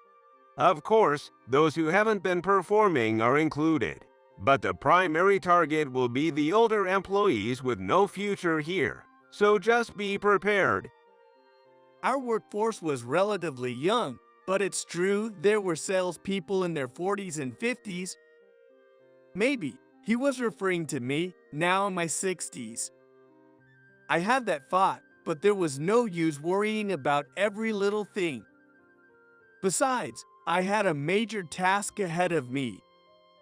For that reason, I didn't have the time to seriously listen to this young manager's talk. That's what I thought, but... Hey, what are you doing? What? I'm preparing for the next negotiation. Do you not realize that's pointless? Didn't you listen to what I said earlier? Or is your hearing so bad you didn't hear it? If I stay silent, he just goes on. But getting angry at someone more than 2 decades younger isn't worth it. What I need to focus on isn't getting upset, but producing results through my work. I plan to deliver results on the project I'm working on until retirement. That's what I had decided. I have things to do. Is that all right with you? That's what I'm saying. You don't have any work to do. What job can an old person do? Seriously? Can't you even understand that? Huh? Sure, I'm nearing retirement, but what does he know about me?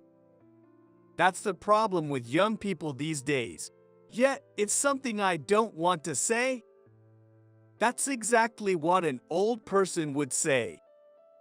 Still, I don't want to be criticized by people not understanding what work I do or the achievements I've contributed to this company for things they know nothing about.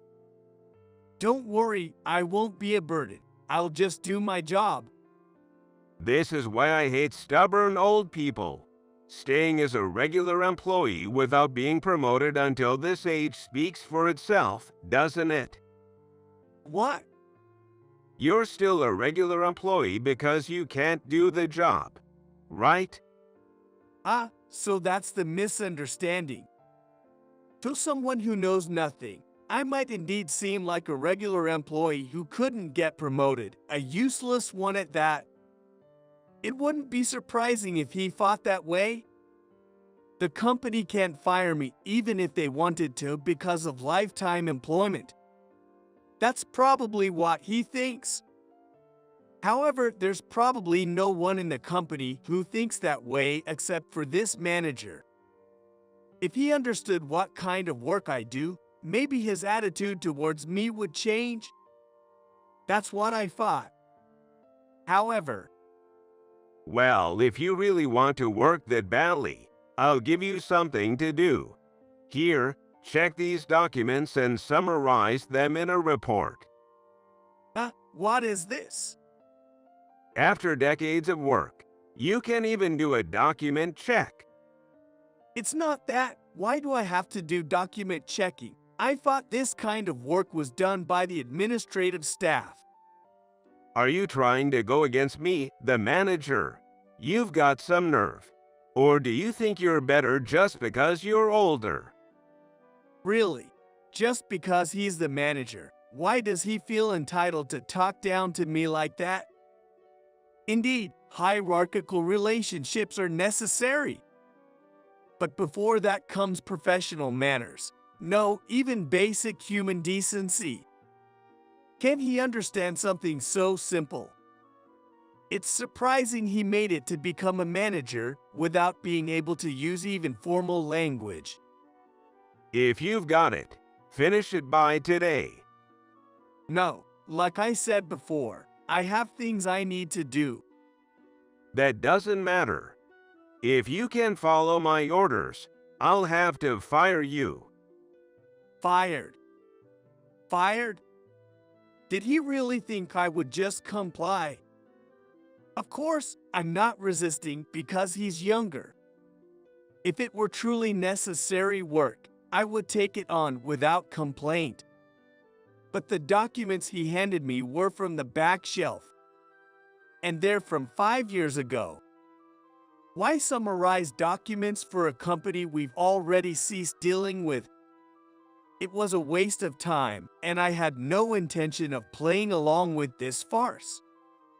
Just get to work already. He left after saying that, but I had more important work to do. I needed to prepare for negotiations and didn't want to waste time on such trivial matters. Fortunately, my desk is out of the manager's sight, and I spent the day working on my own tasks. The next day, Hey, did you get those documents summarized? You promised to submit them yesterday. Why haven't I seen them yet? Do you need to be told to do everything? I haven't done anything with the documents. As I said yesterday, I have no intention of wasting my time. So you're saying you can follow the orders of your manager? If you're going to wield your power as the manager like that, then please do the job of a manager properly. Is assigning meaningless tasks something you think a manager should be doing? Knowing his personality, I was aware that saying this would only make him angry. But staying silent would only escalate things further, and I have no intention of wasting my precious time until retirement on such trivialities. However, my words seemed to have ignited his fury completely. He lost all composure, his face turned red, and he shouted at me. Oh, if you're going to say that, Then I'll show you what a manager's job is. We don't need old-timers like you. You're fired. Are you making decisions based on your emotions? Isn't that the last thing someone in a managerial position should do? You disobeyed your superior, so it's only natural, right? As a manager, I have the right to fire you. Pack your things and leave today. I hadn't expected him to go this far in his anger. But he seemed serious. What a problem.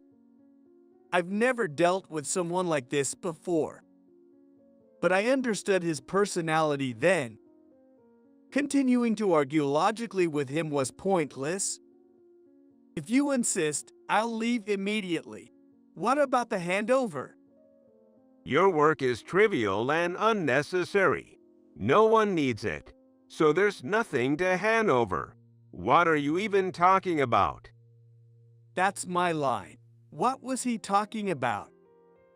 I wish he would stop being so selfish. Was that also an order from the manager? Since he said there was no need for a handover, then I won't do anything. So, you're saying there's no need for a handover? Of course. It's better for us if an old-timer like you disappears quickly. Understood? Since that's what he wanted, I left as he wished. But whatever happens next is not my concern. I was fired by the manager. It's up to him to fill the gap I leave. Understood. In that case, I'll leave the succession and everything else in your hands. With that, I'll take my leave. Leave. Someone like you is better off quietly enjoying retirement at home. I couldn't help but be amazed at the manager looking down on me until the very end, but that's just his character. People like him don't change because you say something. It's a waste of time and effort to even try. So I'll just do as he says. As he put it, I'm just a regular employee. And I got fired for defying the manager. That's all there is to it. However, I wonder if the other employees realize how bad it is for me to be leaving in this manner. Before I could leave the company, I was stopped. Are you really going to leave? I got fired, so I have to. But it seems the new manager will take care of everything, so don't worry. But if you ever have any trouble with work, feel free to reach out to me. You can always contact me. I said this and left, but my colleague looked quite anxious. It's understandable. But my place is no longer at the company. So it can't be helped. I thought of it as an early retirement as I reached home. I need to say goodbye to the president too, but I decided to wait and see. I just couldn't believe that this was the end of it. A week later. Hey, who's handling this $1 billion deal? that would be John. Have you forgotten? You fired him last week because he was old. What? He was in charge of such an important deal. No wonder the performance wasn't improving. It's all because the old folks were covering for each other. Even after I was gone, it seemed the manager had been bad-mouthing me, but I couldn't care less. What he thinks of me doesn't matter anymore. Let him say what he wants. However, I had been waiting quietly for a week. I knew exactly what would happen because I was in charge of that deal. So, what are you going to do? Don't worry, I'll handle it myself. Apparently, the manager went to meet with my former client. There was a scheduled negotiation that day. Of course, since he said he would take over everything, I left all the documents with him. But whether he could handle the negotiation was questionable. Nice to meet you. Hello, isn't John coming today? Yes, I am Bob Tyler, the new manager. He retired last week, so I'll be taking over. The moment he said that, the faces of our clients tensed. They must have been wondering why I didn't show up. They must have been quite surprised. Naturally, you'd properly say goodbye to your clients before leaving. I had built a strong relationship with them, so they were likely shocked by the lack of communication from me. Hello. Thank you for calling. I'm sorry to call suddenly. I heard you retired. Is that true? The client stepped out and then contacted me. They must have never imagined I would leave my job without any notice. Rather than saying I retired, it's more accurate to say I was fired. Fired? The new manager who's there with you, he decided to start firing older employees. I explained everything the manager had said to me. The client was quite surprised but listened to my story to the end and understood. In this day and age, it's unheard of for someone to be fired in such a manner, so they must have been bewildered. But the fact that they believed me without any doubt shows how much trust I had earned from them. So that's the situation. Understood. We'll start the negotiation now, and I'll get back to you later. I'm truly sorry for ending things this way. It was irresponsible of me, and I apologize. No need to apologize. It's not your fault. But rest assured, we'll make sure he takes full responsibility. The client said this and then hung up. I could somewhat predict what would befall that manager after this, but it seemed things turned out far worse than I had imagined. Could you please leave now? Excuse me. I thought we were here to discuss the renewal of our contract. Is there a problem with the documents? That's why I'm asking you to leave. We had you come today to discuss the renewal, but we have no intention of renewing our contract. Dismissing people unjustly and creating a workplace as you please is a clear abuse of power. We cannot do business with a company that allows such people. The moment the client said this, the manager was at a loss for words. He might not have understood exactly what was happening, but he must have understood the client knew he was abusing his power. The manager must have been struggled then to be confronted with such accusations by a client he thought knew nothing. How did you know about this? And if we don't renew the contract, it will be my responsibility. I imagine the manager was swamped with various anxieties, but this was just the beginning. Given my long-standing relationship with your company's president, I'll ensure your case is thoroughly reviewed. The position of a division head in a large corporation is significant. After all, if the top fails, everything below crumbles. Please wait. What exactly are you talking about? I don't understand. And if we don't renew the contract, I'll be in trouble. Please. We would have considered renewing the contract if someone like you hadn't shown up. But we can't trust you. Business is built on trust. We had trust in the person who was handling our account before, not you. Perhaps if another salesperson had come, we might have considered it, but we can't trust someone who makes unjust dismissals. Hearing the words unjust dismissal repeatedly, the manager must have finally understood his situation. It was revealed that he had unjustly dismissed me. And from the client's words, it was clear how much trust I had garnered and how much I had contributed to the company. And then, he probably understood just how much of a positive impact I could have had on the company if I were still there. Please wait. I never thought you and he had such a relationship. The company's performance was declining. I thought the only option was to downsize the workforce with no future. You tried to reduce expenses for the company's sake, so it wasn't for personal gain or out of emotion. but purely for the company's benefit. Of course, I wouldn't do something like that for personal reasons. That would be an abuse of power.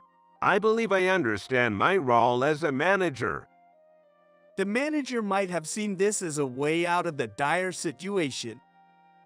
From the brink of hell, a fragile thread dangled down. That's the situation, I believe. He was determined to cling to that thread and escape hell at all costs. With that mindset, the manager frantically continued making excuses, unaware that those very excuses were tightening the noose around his own neck. So, let me ask you one question. Who do you think is the least necessary person for the company in the current situation? The least necessary person, that would be those who haven't produced results, I guess.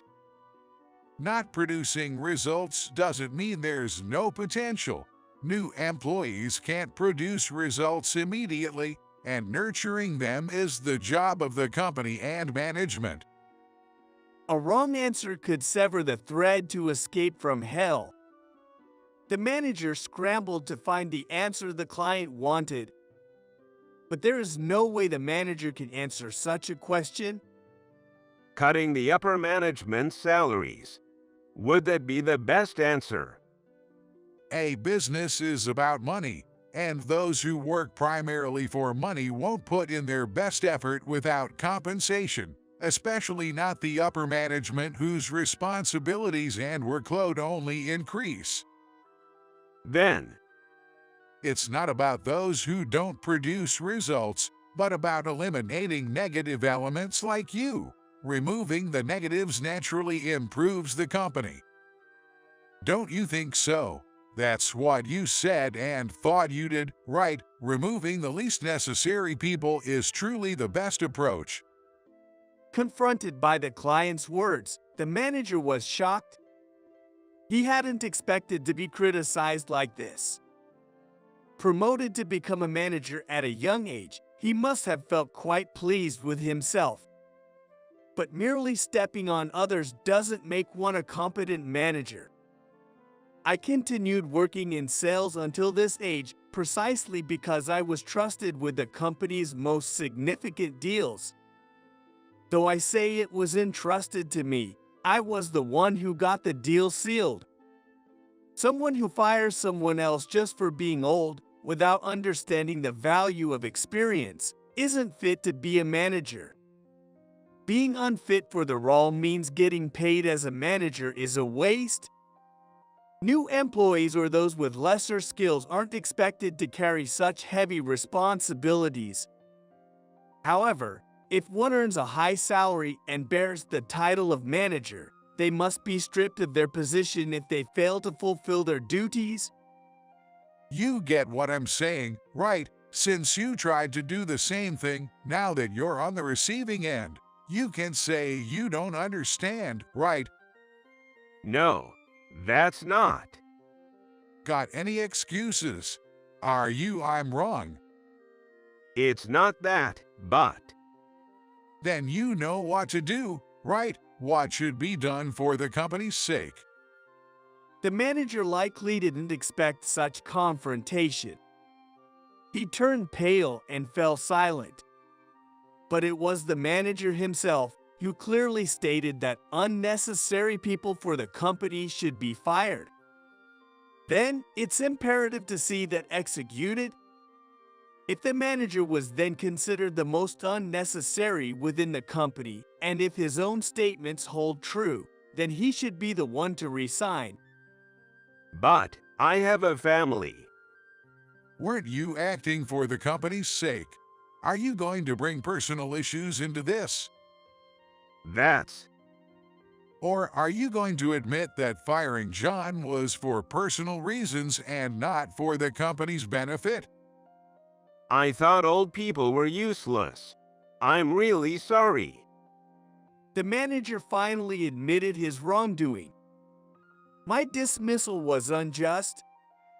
While anyone could see this, the admission that mattered most needed to come from him. All right, I'll report this to the president. Take care. No, please. That's all from me. The client then dismissed the manager. According to the president, the client called later to relay everything. Consequently, the president decided to demote the manager. Upon hearing this, the manager was outraged, but the president detailed my hiring and efforts. The president believed in the manager and hired him, feeling pity for him after losing his job due to his acquaintance's company going bankrupt. The president had given the manager a chance out of sympathy, seeing a bit of me in him. However, focused only on results, the manager faced demotion due to his anger. It was his own doing. It couldn't be helped. I appreciated the president's opportunity and worked hard to repay that kindness. The manager took his position for granted.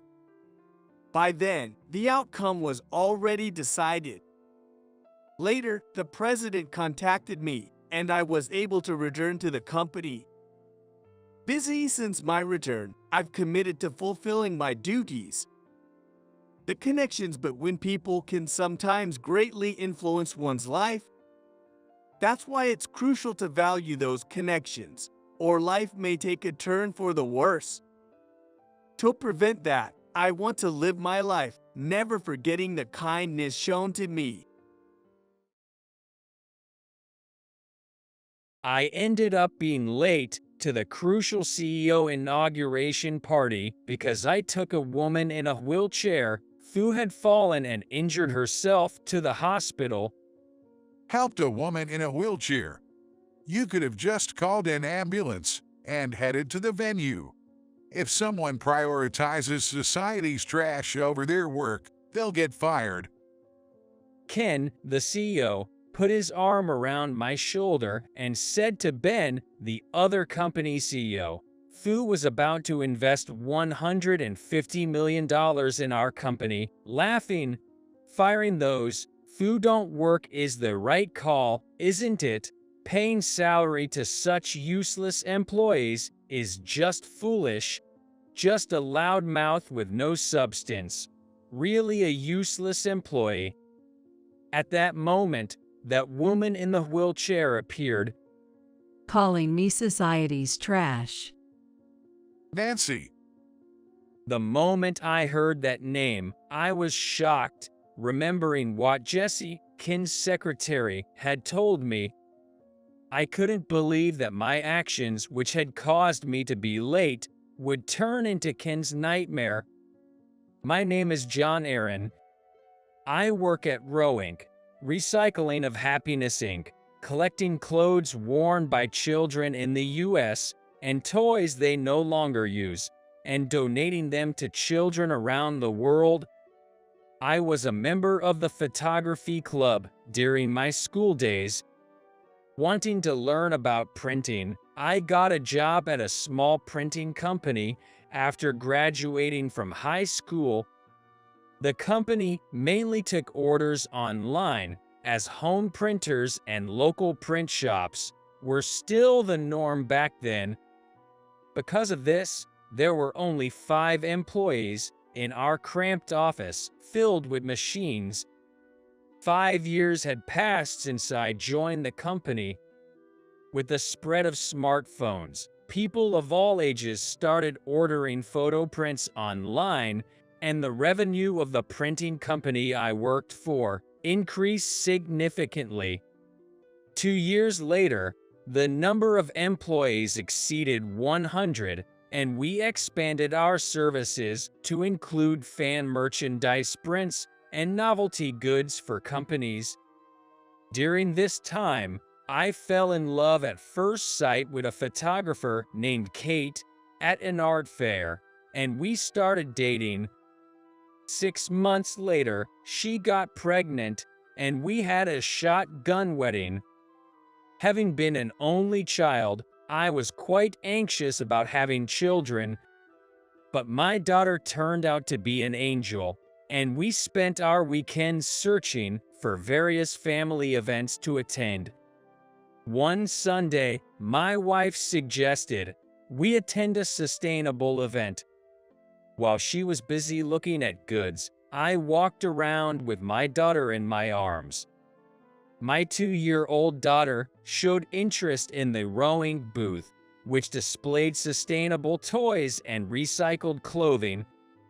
Reading a pamphlet that contained information about poor children around the world, I was touched by the wonderful slogan, connecting dreams from children in the U.S. to children around the world with goods.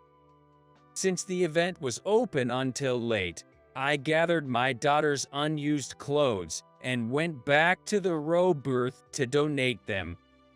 It was just before the event closed. Afterward, I felt a strong desire to do more for underprivileged children, so I left the printing company where I had worked for 10 years and joined Rowing. David, the president of Rowing, was a person I deeply respected. Despite being the president, he would participate in the planning department meetings I was part of, offering his opinions and even coming up with ideas himself. The company attracted kind people. The atmosphere was so positive that even in the planning department, we built relationships based on mutual respect rather than rivalry. I truly believed it was my calling. Just when I was getting accustomed to the job, all employees were suddenly gathered and announced by David, "I'm sorry for the sudden notice, but I've decided to volunteer in Africa and start a new venture." Everyone was speechless at such an unexpected turn of events. Ken, the vice president, will become the new president of Rowing. Perhaps knowing that the employees would try to stop him if he informed them earlier, David quickly finished his farewell and flew to Africa.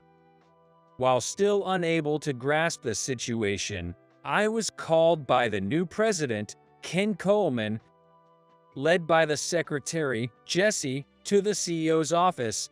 I found Ken deeply seated on a sofa in a room filled with the smell of cigarette. It was hard to believe it was the same room where David used to be, enveloped in a haze of cigarette smoke, like stepping into a different space altogether. This weekend, we're having my inauguration party, and I want the planning department to prepare it. But we've never done something like this before, and we don't know how to arrange it. Ken frowned and glared at me. My legs froze in fear as if I was in the presence of a mobster. "I'm sorry. Please let me do it." Should have said that from the start. What a pain. Ken called out to Jesse, "Hey." Jesse, now 32, is highly competent. I've heard she's been supporting David since she joined the company as a fresh graduate. Book the venue today and call the media too. I want my inauguration party to spread across the internet news. Jesse replied with an awkward smile. Ken's overwhelming attitude made me wonder, did David really leave this man in charge? John, plan a new project and prepare the documentation by Thursday. We're announcing it to the media, so make it something catchy and innovative. Thursday, but today's Monday. That's impossible, especially with the party preparations. What?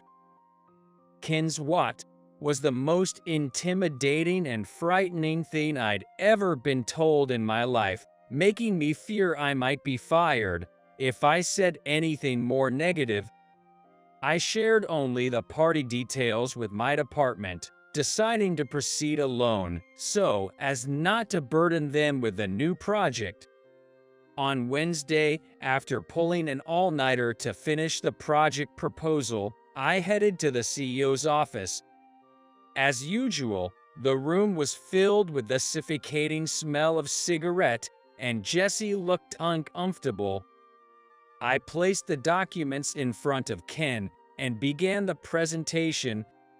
Just at the moment, I began explaining the project of collaborating with a children's book author to create books that easily teach the importance of sustainable practices to children in kindergartens and elementary schools in the U.S. Ken threw the documents on the floor. This isn't innovative at all. Do it over. He dismissed a plan without even looking at a page. Honestly, I don't care about helping kids. Think about what brings in profit for the company. His statement was shocking. Is this what the president of Roe Inc. should be saying? The thought of continuing to work under such a person filled me with despair. As I ate the lunch my wife made, feeling anxious, Jessie sat beside me. I'm sorry. Jessie apologized with a look of guilt.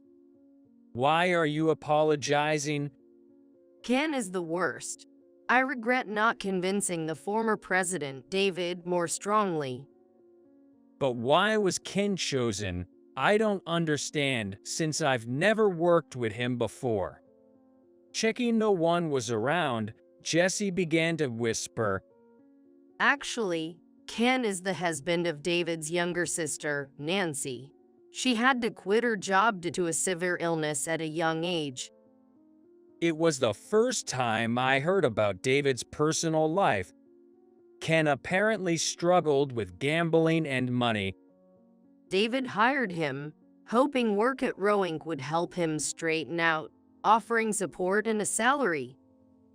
That's admirable. But to make such a person president. In recent years, he pretended to be very diligent and enthusiastic about work in front of the president. So that was it. So, David must have let his guard down because they were family. At a dinner, Ken passionately spoke about wanting Nancy to receive better treatment and live longer, convincing David, who was thinking of expanding overseas, to entrust rowing to him. Jessie sighed deeply. Her usual upright posture slumped. With David gone, Ken was already doing as he pleased. The betrayal of kindness was unforgivable, and I worried about the company's future. The day before the CEO's inauguration party, it was Thursday, I took the revised documents and went back to the CEO's office again. Different languages, cultures, and backgrounds, but one thing children have in common is memories with family and friends. Every child has someone important and memories they don't want to forget. My heart was pounding. It felt like my heart was about to jump out of my body. It's a collaboration with photography. We go to countries with impoverished children where photographers take and print their photos as gifts. Suppressing a cough from the cigarette smell, I presented my thoroughly thought-out project. It is inspired by photos my wife took for work the previous night. We'll be using recycled paper for the prints. Clothes and toys might be thrown away as we grow up, but photos remain treasures for a lifetime. That won't make any money. How are we supposed to generate revenue with this content? You're still as useless as ever, but I guess we'll go with it. Whether we actually do it or not isn't important, right? Give a presentation for it, will you? I really wanted to shout, what's important is that we actually do it. But, exhausted from all the all-nighters, I was just relieved that I didn't have to redo the documents and left the CEO's office. On the day of the CEO's inauguration party, I practiced my presentation at the company until the last minute and headed to the venue. I called a cab using an app in time. As I waited for the taxi at the company's entrance, A woman in a wheelchair and a high school-aged boy on a skateboard collided right in front of me. Just as the sound of the wheelchair falling was heard, the taxi arrived. The woman couldn't get up by herself and sat on the ground. I would be late for the party if I didn't take the taxi now. Looking at the boy, his face was pale and he was flustered. When I looked back at the woman, I noticed she had injured her elbow and leg. Witnessing the entire scene, I thought I would regret it for the rest of my life if I didn't help her, so I lifted the woman into the taxi and joined her. Then, the startled boy helped to get the wheelchair into the taxi. I'm so sorry. Please, I'll pay for the hospital expenses. Don't worry about it. I'm just not used to going out in a wheelchair, so it's okay. What a kind woman. In the taxi, I called my colleague, Sherry Garfield, who was preparing at the venue, and spoke about the new project for the first time. I could tell she was upset with me for not consulting her, but she agreed to give a presentation in my place. After sending the woman to the hospital, I rushed to the venue. On stage, Sherry was presenting my plan. After the presentation, the venue erupted in applause, which made me very happy. Then, Ken said with the microphone, this project was her idea. What a great subordinate. I felt bitter that my carefully thought out plan was credited to Sherry by a single comment from Ken, but I accepted it since being late to the important inauguration party was my responsibility. Then, a man raised his hand. It was Ben Hunt, the president of the printing company I used to work for. I will provide $150 million in funding for this project. Let's make children around the world smile together. The venue buzzed. Ken beamed with a smile, shook hands with Ben, and the media surrounded them, taking pictures. I stood frozen at the corner of the venue, overwhelmed by complex emotions and unable to sort out my feelings. Wasn't this your project, John? It was Ben. As I was lost in thought, Ben had approached me. I felt a mix of happiness to see Ben after such a long time, and wonder at how he knew it was my idea. As if my pent-up frustrations were spilling out, I shared everything that had happened with Ben. But I really want to do this project. If you are on the project team, I'm more than happy to invest. Work might be tough at times, but as long as you're acting for the benefit of others, good things will come back to you in different forms. Ben's words cleared my frustrations, and I was reminded of my initial desire to make children around the world happy, no matter what. After the inauguration speech, everyone was enjoying conversations and meals. I approached Ken, who was happily talking with Ben, and apologized. Then, I explained why I was late for the presentation.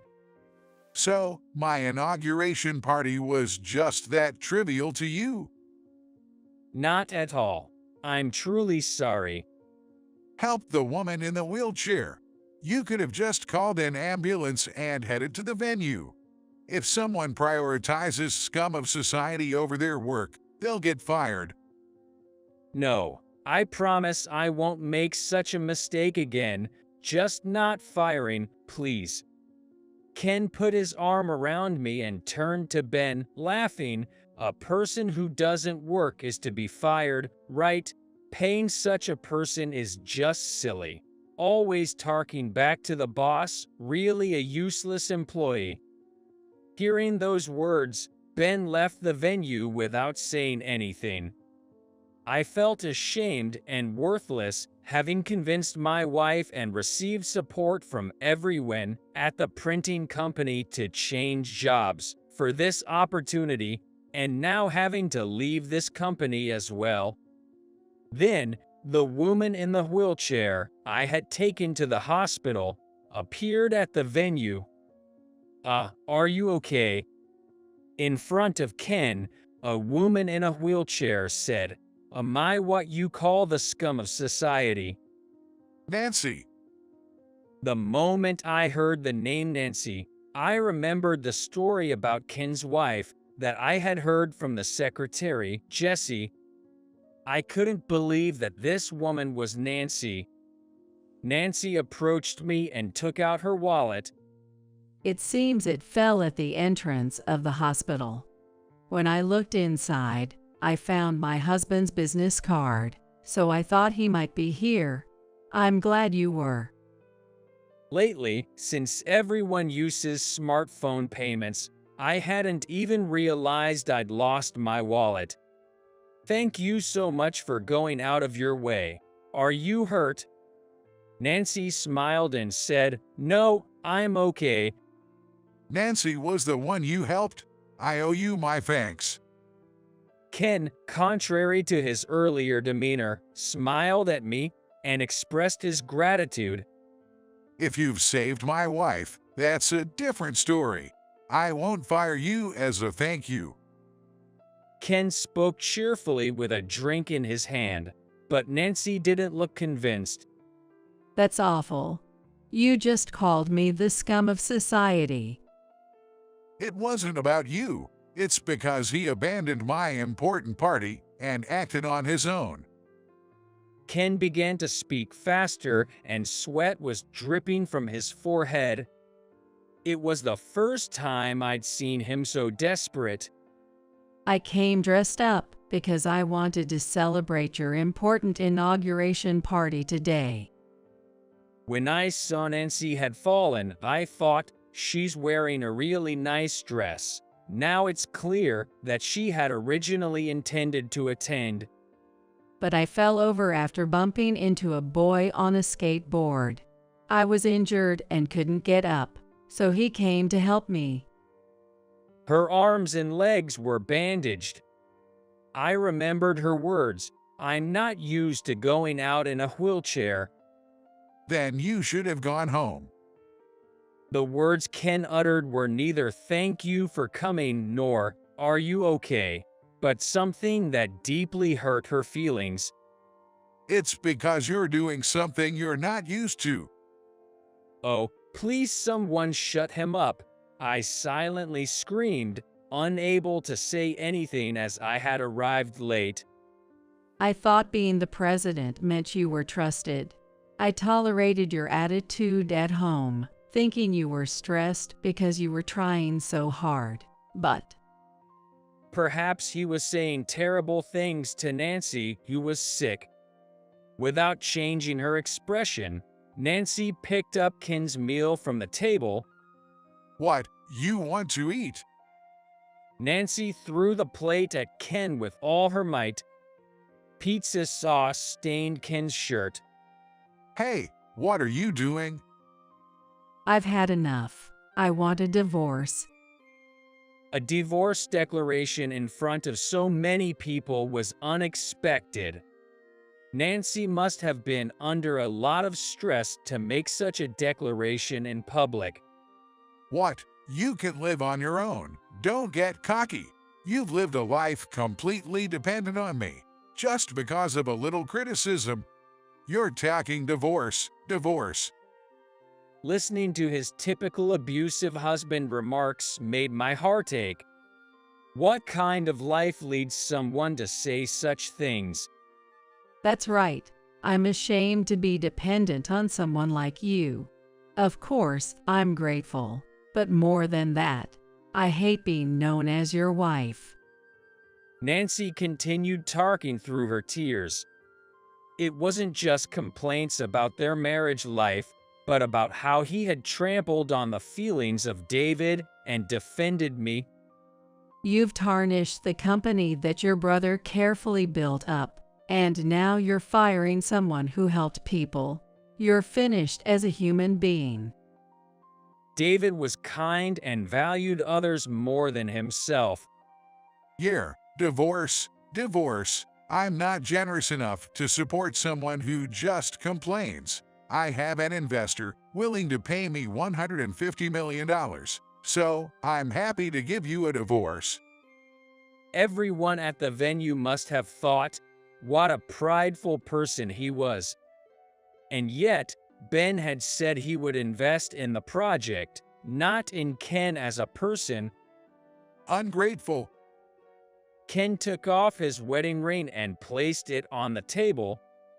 Everything was a mess. Before I knew it, the topic of conversation had shifted to divorce, and I couldn't help but worry, what if Kate has complaints about me too? It puzzled me why Nancy chose such a large venue to bring up divorce, but then I thought maybe she feels so threatened at home that she could only say it here. Try to change. It's not me who needs to change. It's you guys who can't meet my expectations. Nancy was at a loss for words. Of course, she was. Nobody wants to see their husband like this. You want a divorce, right? Then don't say anything more to me. I was dying to know why Nancy married Ken. I wanted to ask right away, but now was not the time. If you keep this up, you'll end up alone. Be quiet. Suddenly, in a panic, Jesse rushed to Ken. Sir, Jesse handed Ken a smartphone.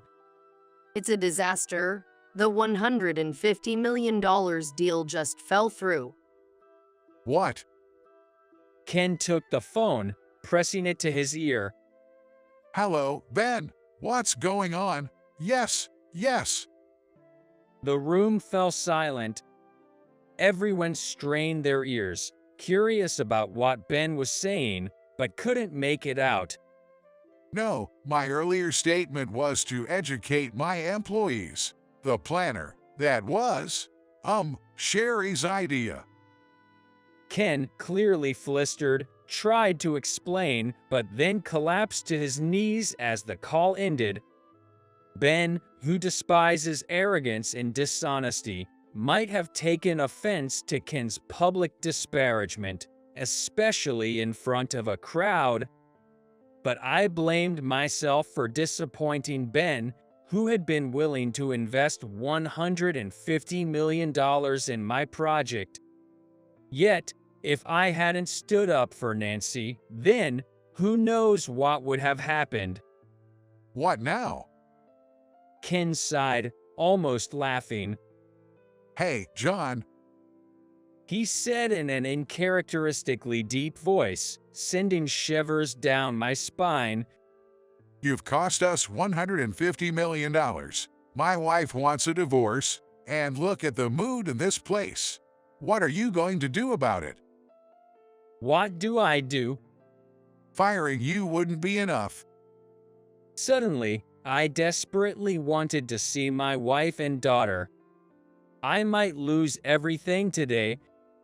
All I could think about was not what to do with this venue, but how I would support my wife and daughter after quitting my job. So, how are you going to take responsibility?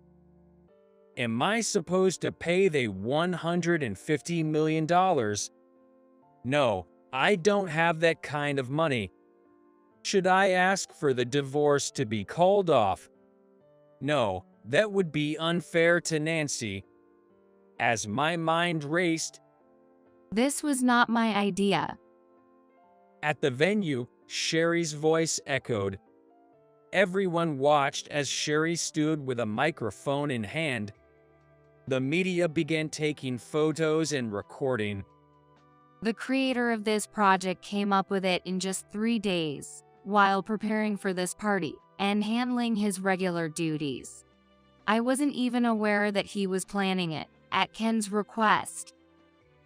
Surely she must be angry at me for moving forward with the plan without saying anything. Sherry didn't blame me harshly.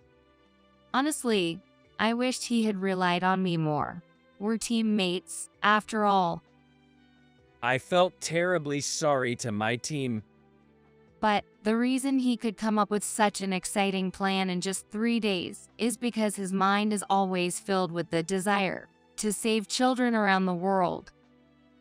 I had forgotten in these past few days, caught up in preparing documents. Row Inc. is full of people with pure hearts and kindness. Prioritizing helping people in town over such a pointless party seems like a no-brainer to me. Do you want to be fired too? Now, I'm worried that Sherry won't get fired by Ken. As if prepared for anything, Sherry pointed and glared at Ken. If working under Ken means crushing someone's goodness, I'd rather quit. No one would want to follow a president like that. Ken approached the stage, glass in hand, making noise with his steps. He had forgotten he was being filmed, his expression dominated by anger. I rushed to the stage to evacuate Sherry when, Honestly, I couldn't care less about saving the children. Think about the company's profits. Ken's voice echoed in the venue. These were the words Ken told me when I first made a presentation. I looked at the corner of the stage. There, Jesse was playing the recorder. The venue buzzed with the shocking content, uncharacteristic of the president of Row Inc. Thinking he couldn't cover it up, Ken stopped just before getting on the stage. Jesse, what are you doing? I can't stand it. The head of Row Inc. is constantly hurting people, only thinking of himself. Using an investment of $150 million, a divorce announcement from his wife, and to top it off, his own heartless words echoing through the venue. The situation seemed so bad for Ken, it was almost pitiful. Please apologize to everyone. Me. If you're the president, take responsibility for ruining this party. I was surprised by how assertive Jesse was. But it was cool. Do you enjoy making me the villain? No, it's the other way around. I don't want you to become any more of a villain. Ken stopped himself from saying something. The cold stares from everyone in the venue pierced through Ken. He apologized on the spot, his back hunched. The instability was astonishing. He still had some pride left, as he didn't verbally apologize clearly. John, do you have anything you want to say to Ken? Honestly, I was so caught up in understanding the situation, I couldn't think of anything to say. Given the mic by Sherry, I hesitated for a moment before speaking, then I said, I love this company, my colleagues who work with me and our clients who support us. Spending 3 nights straight on document preparation, my wife stayed up late to prepare snacks, and my daughter massaged my shoulders with her tiny hands. It made the tough work feel manageable. I became more appreciative of people. The desire to make someone happy seems to spread to those around you. Today, Sherry saved me when I was late. I looked at Sherry. Her expression, previously furrowed in anger, had softened. Ken, I'm truly sorry for ruining this important party, but as an employee of Row Inc., not helping those in need is not an option for me. I believe my daily actions are connected to my work. As I wondered what I want to tell Ken, my mouth seemed to move on its own. I haven't had a deep connection with Ken, having only presented a new project in these 3 days. Anyway, I want to stay at this company. Please revoke my dismissal. Ken, still with head down, didn't look up, engulfing the party in an awkward atmosphere. No one needs to leave. David, who was supposed to be in Africa, appeared with a sin-tanned face. His smile alone brightened the entire venue. Ken looked up, puzzled. I got a call from Jesse and man, was I surprised, laughed David as he approached Ken and sat down on the ground. What are you doing? What do you mean? Today is the president's inauguration party. Just as he said that, David grabbed Ken's arm, pulling him up energetically onto the stage.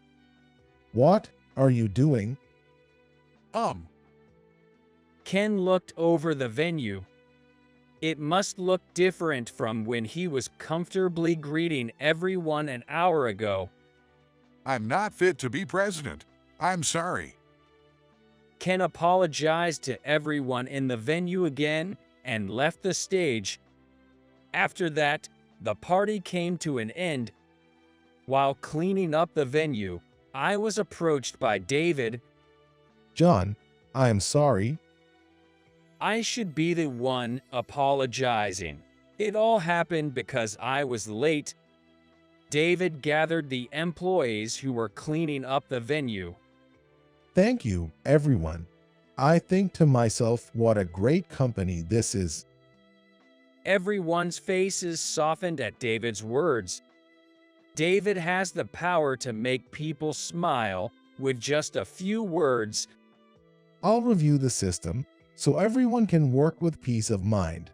Just give me some time. I spoke to Nancy, who was about to get into a taxi. Nancy, why did you marry Ken? Nancy paused for a moment, then said with a shy smile, Because he seemed strong. I laughed at the surprisingly simple reason. Maybe I was overthinking it. But that's no reason to get married. If you misunderstand what it means to be strong, it just becomes violence. Maybe it's just not knowing how to protect oneself. My spontaneous remarks surprised Nancy. People who seem weak get protected by others, but those who appear strong are thought to be okay because they look tough. They're fighting alone. As I spoke, I couldn't help but imagine Ken's childhood. Someone capable of uttering such harsh words must have gone through something in the past. But that's no excuse to hurt others. Nancy held my hand and said, "Thank you." After cleaning up the party, I rushed home. The plan I worked hard on with the help of my wife and daughter fell through. Despite receiving many hugs from my daughter, the various things Ken said still stuck in me like thorns. Words can hurt people. Words can make people happy. Words can change lives. It was a day that made me strongly realize something I had taken for granted.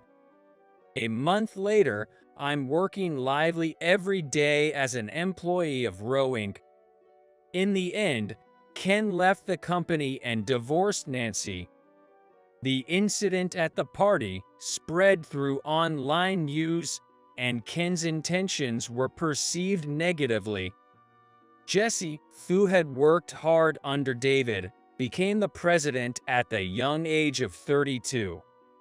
Despite various comments from clients and others, we, the employees, are satisfied with Jesse.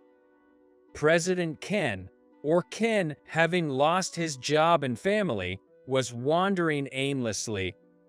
Feeling sorry for him, David suggested that he join him in volunteer work in Africa.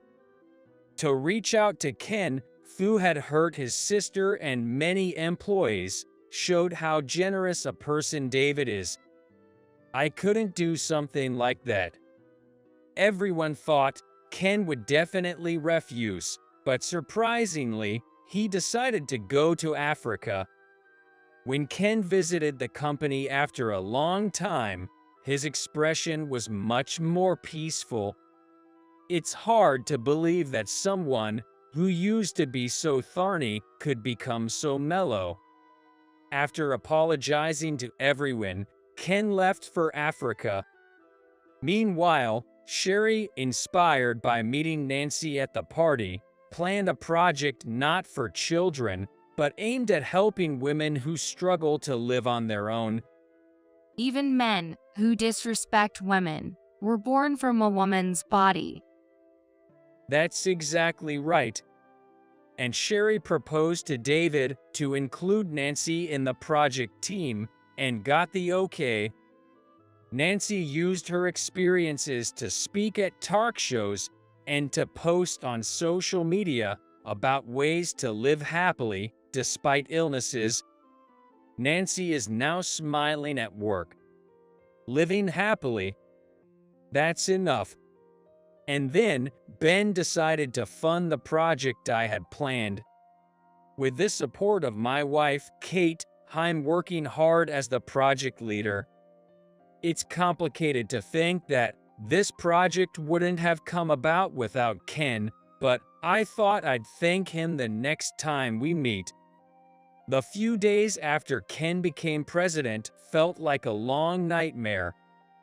At the same time, I was filled with gratitude for the many people who saved me from that nightmare. I wonder how many people I can make happy in my lifetime. How many people I can save from nightmares. Believing that my actions today will lead to the happiness of future children, I'll keep working hard today